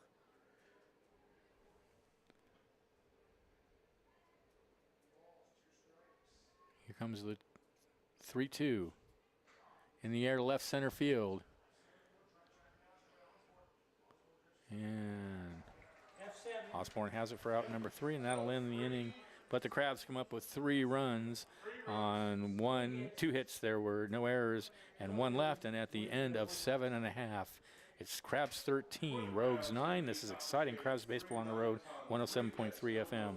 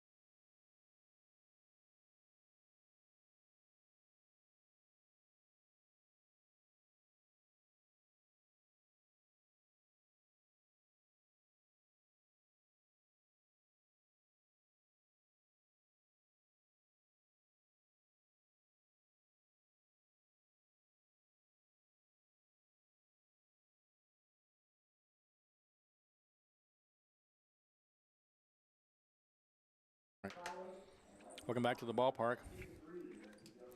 It'll be the top of the order. Rivas, Severins, and Alley for the Rogues. And Cameron Sasso still out on the mound for the Crabs. 13-9 in favor of the Crabs. This is your official last call for alcohol. One last chance to enjoy happy hour pricing, and also please close the tap. It's been a wild ball game, but the has been a Crabs wild ball with game. a 4-run lead. Let's see if they can shut it down now and get that win. Oh, the Giants. I believe they walked it off. Oh, they won 4-3 against the Phillies, huh? I don't know how. I think it just happened. You have to figure out what happened. So here's Rivas. He's 1 for 4 with a double.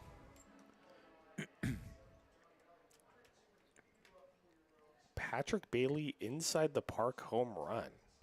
What? Oh, wow, that's bizarre. There's a pitch outside, 1-0. Wow. I mean, that's bizarre on a couple levels. Well, First, Patrick Bailey made different contact levels, with the I ball know. at some point, And then he's not the speediest guy ever. Something must have happened I'm in sorry I outfield. missed that. I bet that was cool. Oh, man. Of course it happens on a night where Really. we're at a game. The 1-0 is a strike on the inside corner. I don't know. Fans kind of jeering that call. Yeah, I don't know about that one. I just can't believe the way they treat the umpires here. I know. It's really terrible. Terrible. Yelling at the umpire. I mean, we don't do that. 1-1 the count. Swung on and missed 1-2. Like, no respect. No, not at all.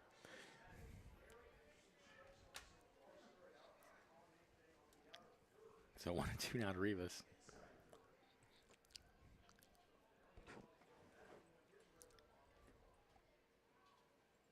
Sasso sets. Here's the 1-2 in the dirt. 2-2.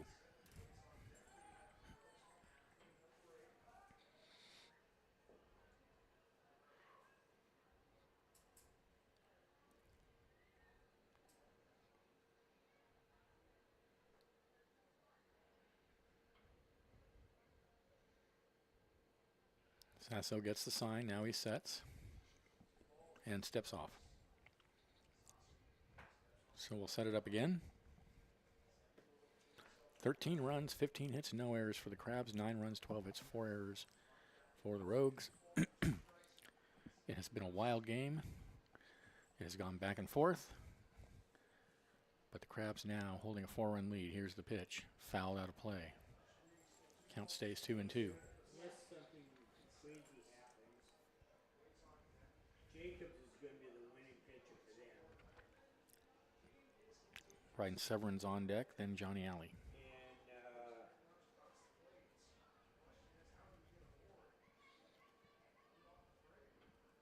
And 2-2 the count. Mills is going to be the loser. And the pitch. In the air to right field. Enyart coming in. It's going to drop in front of him. So Rogues have the leadoff runner aboard here in the bottom of the 8th. Wise decision by Enyart just to play it off of the bounce. That's right. It kind of looked like he wanted to I think he really thought about diving for it. attempt to but dive for decided it, not but to. he made a good decision. So here's Severins. He's 1 for 3.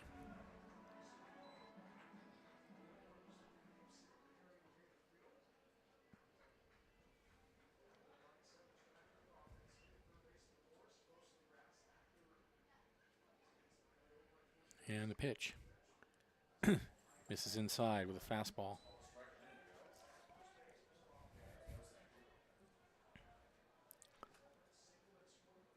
One and 0.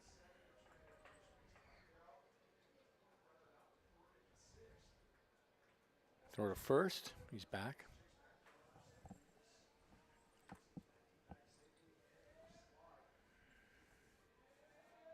A ball and no strikes to count. Rivas with a short lead over at first. Sasso sets, gets the sign, deals. Grounded foul, wide of third. So 1-1 to count now.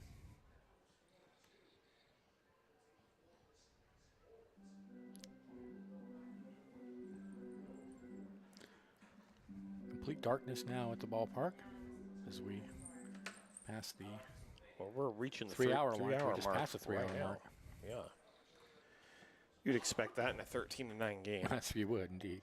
Another throw to first. And Rivas is back.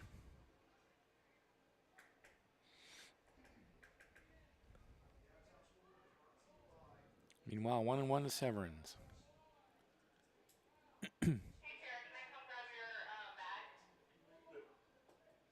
And the pitch. Called a strike on the inside corner, and Severance didn't like the call. He steps out.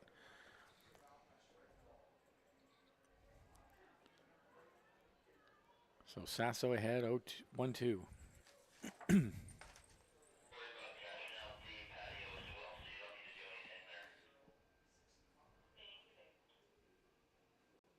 One-two pitch. In the air is right field. Playable. Enyart's under it, and he has it. 1 away. Rivas retreats to first. 1 away. Here's Johnny Alley. 1 for 4. I think Johnny Alley's the best name that I've heard this year. I like Bobby Bangs. Bobby Bangs is. I just flip him. I think Bobby Bangs would be close second. Should be Johnny Alley PI. Totally. It should totally be that. Here's the pitch. In the dirt. Oh, no, that's a strike. Sorry. Oh. Fans thought it was in the dirt, too. We're very far away. But, the home plate umpire's turning towards the Rogues dugout. Now the third base coach. He's really hot over there. Oh, come on. With the way he keeps going, he's going to get ejected pretty soon. I'd throw him out. I'd throw him out for that. But yeah, he should have been thrown out already. I mean, Totally. You can't be allowed to get away with that. Next pitch is foul down the left field line and out of play. Screaming at the home plate umpire. On the field like that? From Yeah. It's one thing to be in a dugout doing that, but out on the field, no. I mean, if it was a Crabs coach doing that, I wouldn't be shocked if they were thrown out. No, not at all. No. The 0-2, way outside. Well, I guess they just have a different standard of decorum here in Oregon. Yeah, I'm not saying that the umpires are biased necessarily, but I think these are hometown umpires that know the hometown coaches more than they know the visiting coaches. So they probably wouldn't have thrown there's a little out bit of a our different guy dynamic.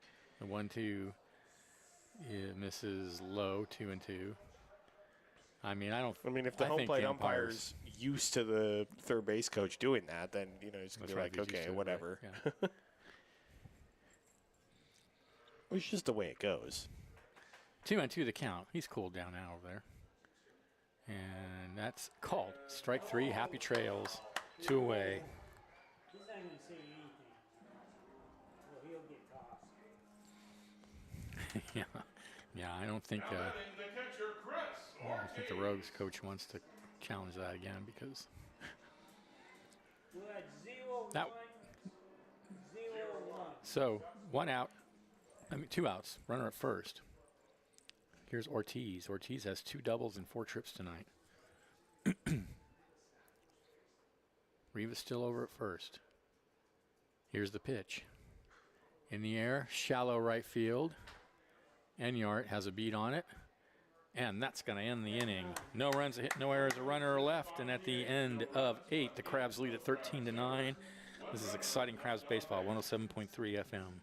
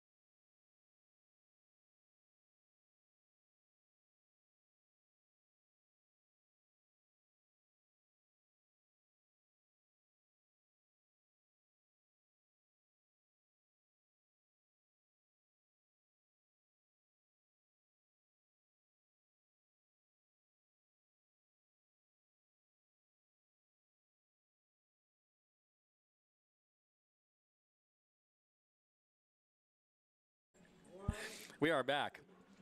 Top of the 9th inning. Lombardi, Perazo, and Morris for the Crabs.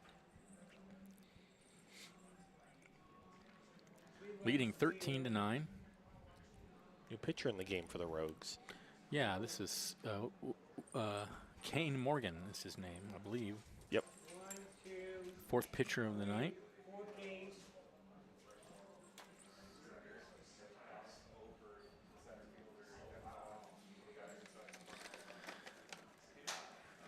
Crabs holding on to a 13-9 lead. It's been a wild ball game. Settled down a bit more recently, but I'm not convinced it's entirely over. No, I think the bottom of the 9th inning is probably not going to be straightforward.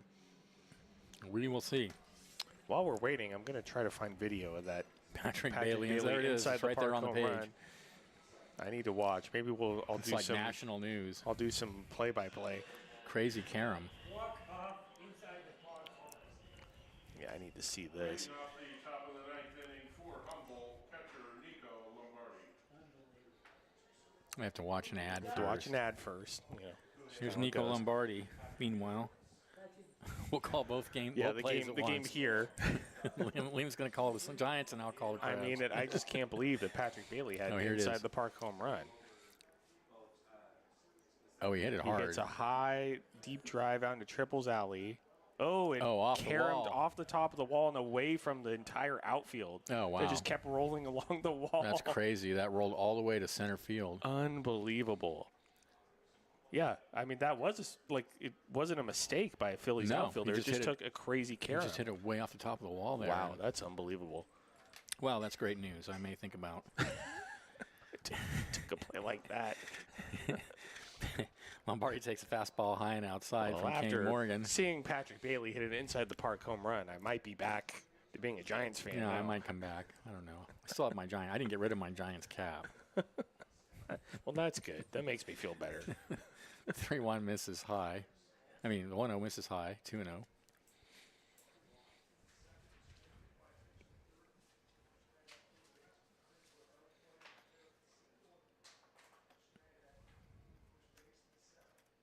The 2-0 misses low. Check swing. 3-0 now to Lombardi. Walked, hit by a pitch, grounded into the play and singled. My phone is just 3-0. I can't get off the internet. My phone Automatic strike. making music. I can't get out. 3-1. 16 for the Crabs as well. Yeah, it's 14's in the game. 3-1. Swung on and missed. I'm pushing every button. 3-2. Crabs do have someone warming in the pen. Probably Sewell will not come out for the 9th inning, I would think. I mean, Sewell? Sasso. Yeah, wouldn't be shocked. Although, I don't know. I might be putting Max Hippensteel in to That's what I was thinking. just shut it down. Exactly. 3-2. Swung on and missed. Took something off, and he had Lombardi way out in front. So good job by Cam Morgan there to come back from 3-0. If I was Robin Guyver, I would not be messing around, and I would be putting Max Hippensteel in. Yeah, that's what I mean. Hemppensteel would be, yeah, I agree completely. Here's Perazo, 0 for 3.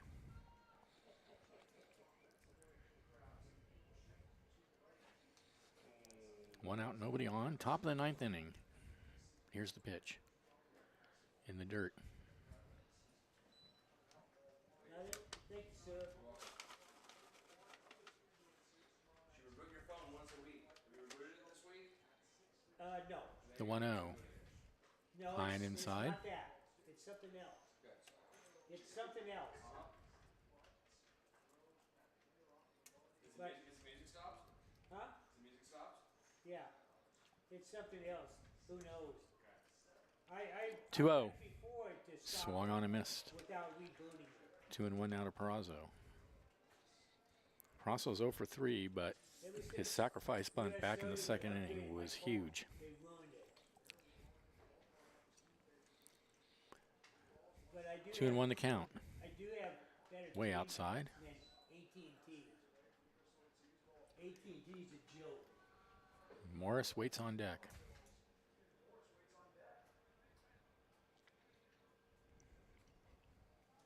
3-1. Max Hippensteel just went to retrieve that baseball, so he's not in the bullpen. 3-1 is hit on the ground. Off the first baseman's glove as he dives for it, and that's going to be a hit for Peraza, I presume. Yeah, they ruled it a He's base called hit. it a hit. Yep. I think you're right, Benjamin. I think Sasso's going to come out to pitch the bottom of the ninth. He is he? Okay. Because Hippensteel's not in the bullpen. He just went out to retrieve the baseball from the dugout, so. Maybe they're saving him. I mean, that might be the smart move. I mean, especially since the Crabs are playing 6 games this week instead of 5. True. You want to be strategic. Well, and they have a 4-run lead, so. Yeah. Well. Yeah, I know. But Sasso's been good. Yeah. Here's the pitch. Popped in the air. Left field side. Third baseman going over to have a look, and it's going to drift into the bullpen. So now 0-1 the count to Morris. Morris has doubled, singled, reached on 2 different errors, and flied to center. And both times he reached by way of an error, he scored. Tyler Howard on deck.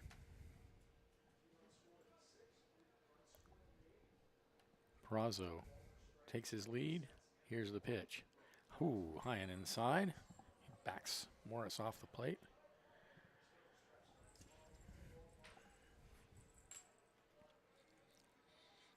One and one.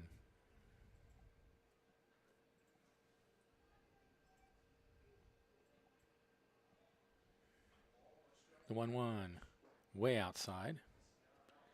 2-1 now to Morris.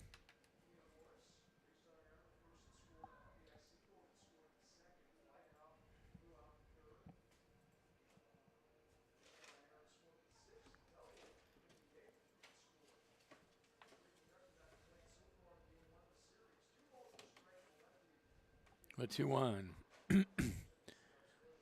High and inside, 2-2.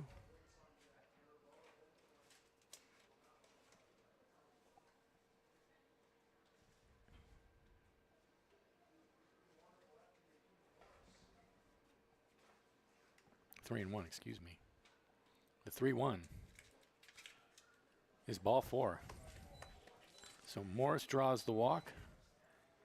That puts runners on first and second with 1 out for Tyler Howard, who has homered, tripled, and singled tonight.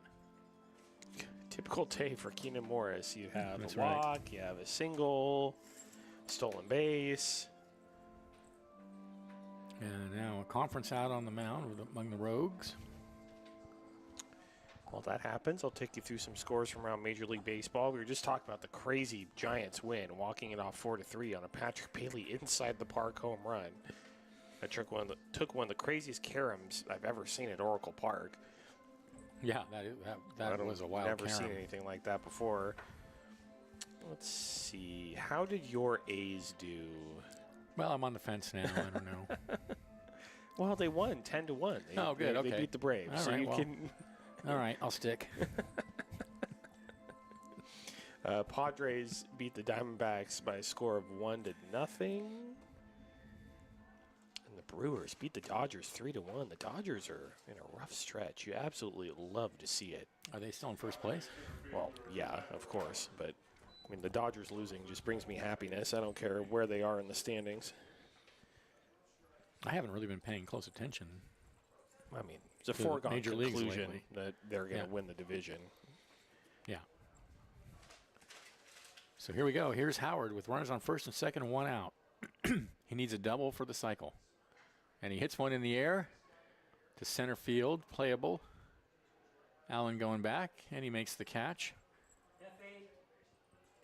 Peraza goes to third. The ball gets away, and that's going to allow Morris to come to second. And now here comes Peraza in to score as Morris goes to third. 14-9 Crabs. Another error, I'm presuming, on the part of the error 8. How did you get to second? He was on second when he started. When? He went to third on the side on the I know. How did Wow. Another error, 5th error of the game for the Rogues. And Morris will go all the way to third. Wow. okay, walk. What a sequence. Thank you. I'm glad I am not doing the stats tonight because that would be a lot for me to sort through. The scores here are still sorting through it. So 14-9 Crabs. Morris at third, and there's a strike to Sewell. So they're charging an error to Center Alley, fielder. the center fielder. Sewell tonight is 1 for 4 with a walk and a run scored. Relatively quiet night for him. Here's the 0-2, and swung on and missed. Got him. 5 errors for the Rogues, by the way. Yeah, that ends the inning, but the Crabs add another run to make it 14-9. And at the end of 8.5, they lead it by 14-9. Stay tuned. Last chance for the Rogues coming up. This is exciting Crabs baseball on the road, 107.3 FM.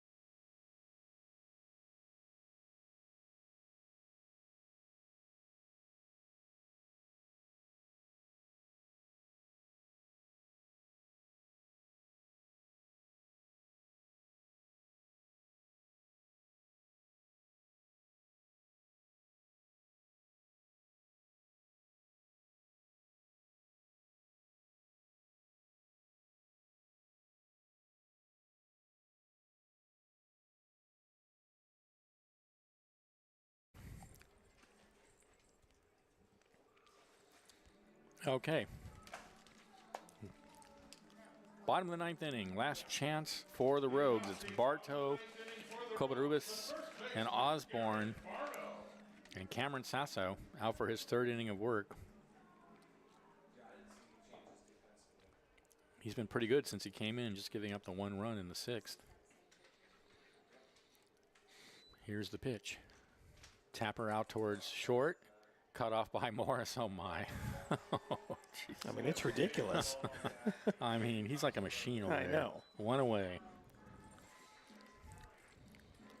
I mean, that, yeah, like you said before, 80% of the ball players at this level aren't going to make that play. No. They're going to bobble it, or they're going to throw wide. Yeah, And like on multiple levels, they mess that play up. But he just cruised right over and made it look easy. I've compared Keenan Morris many times to Matt Chapman. He's like our version of Matt, because Matt Chapman makes ridiculous plays look incredibly easy. He's definitely the best defensive third baseman I've seen since I've been doing the Crabs. I think I'd have to broadcast. agree. Here's Covarrubias. He is 1 for 4, and he takes a pitch outside. So Sasso gets the first out in the bottom of the 9th. 14 runs, 16 hits, no errors for the Crab, 9 runs, 13 hits, 5 errors for the Rogues, and the errors have really pretty much been the difference in the game. There's a strike at the knees, 0-1.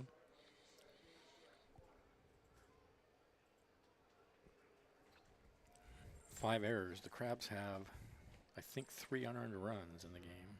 3 unearned runs, so not quite the mathematical difference, but still.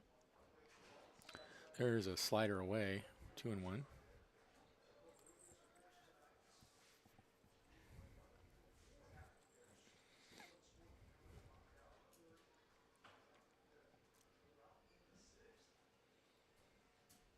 The 2-1. I guess that was either high or outside. I'm not sure which, but it's ball 3, so 3-1 now to Covarrubias. Osborne on deck. These two teams will meet again tomorrow night at 6:35. 6:35. We'll be on the air right around then. Swung on and missed, and the count goes full. And Thursday night at the same time. So I hope we don't get a game like this on Thursday, because you won't get home till we have to drive Friday. home after the game on Thursday. You won't get home till game time Friday. Yeah, I know. Nice low-scoring game on Thursday would be nice. Tomorrow we can have another game like this as long as the This has been a Crabs fun win. game. This oh, has been very great. fun. When it's not a travel day, Yeah. I love it. 3-2 the count.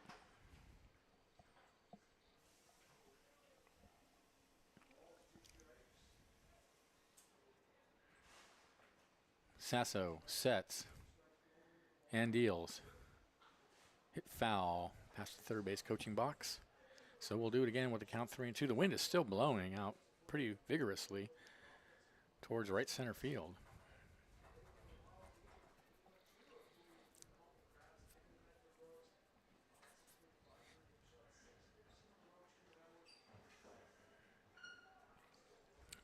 Three-two.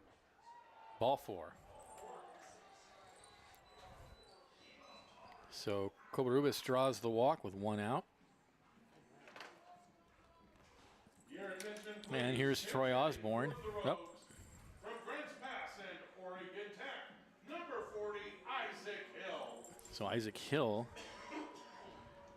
will pinch hit for Troy Osborne. No, he's been 27 is next, which is normal. he's been out of town. So runner over first, 1 out. Sasso deals right down the middle for a called strike.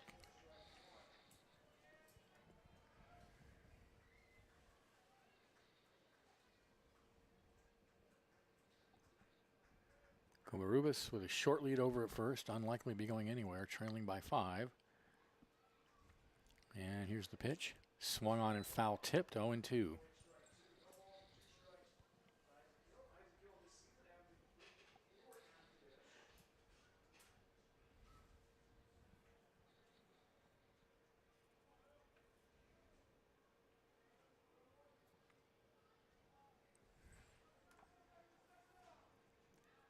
Sasso, a peek over at first. Now he sets. Here comes the 0-2. And it gets away from Lombardi, and that's going to allow Covarrubias to go to second. I think they're calling it a pass ball. The thing is that run doesn't really matter very much. No. Can you tell? So now the count goes to 1-2 on Hill.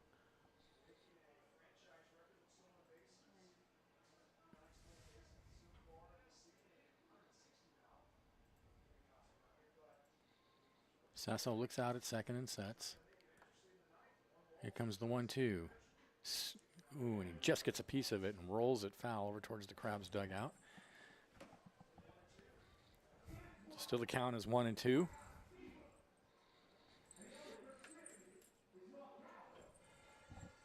Coming up on 10 o'clock.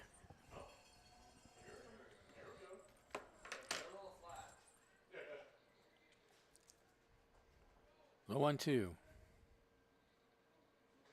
Fouled away. So a good at bat by Hill to stay alive in a 1-2 hole.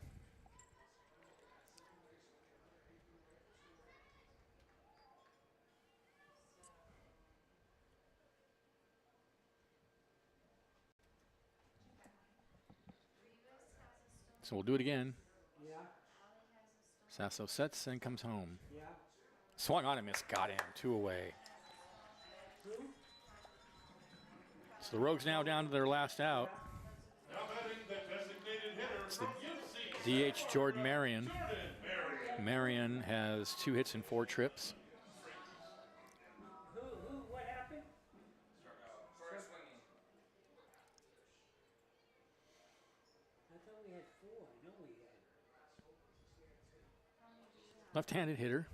We got 3, but I know we had 4 because we set the record tonight. Runner still out at second. Here's the pitch, and that's right down the middle for a called strike.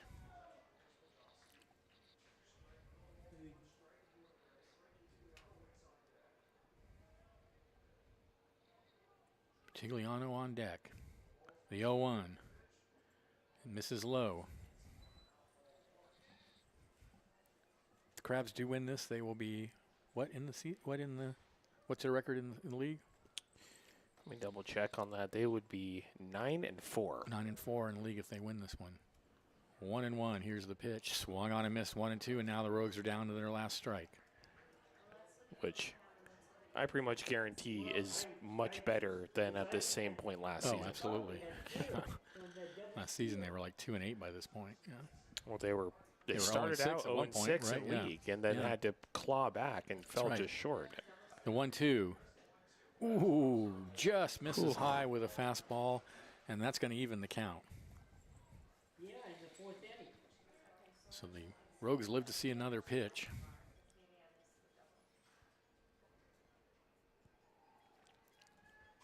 Sasso at the belt. He deals. High bounder out towards second base. Tough play. And he gets away. That's going to score a run. That was a nasty hop for Hirschkorn, and they're going to call it a hit. And that seems like the right call to me. Just a high bouncing ball on the infield. Hirschkorn had to hurry the throw. So 14-10 now. And a runner at first with 2 outs. Here's Ortigliano. Well, we have a football score now, 14-10. And we didn't think the Rogues were going to just go down in order in the 9th, did we? Nope. Never going to be easy. Cardiac crabs for a reason. So here's Ortigliano.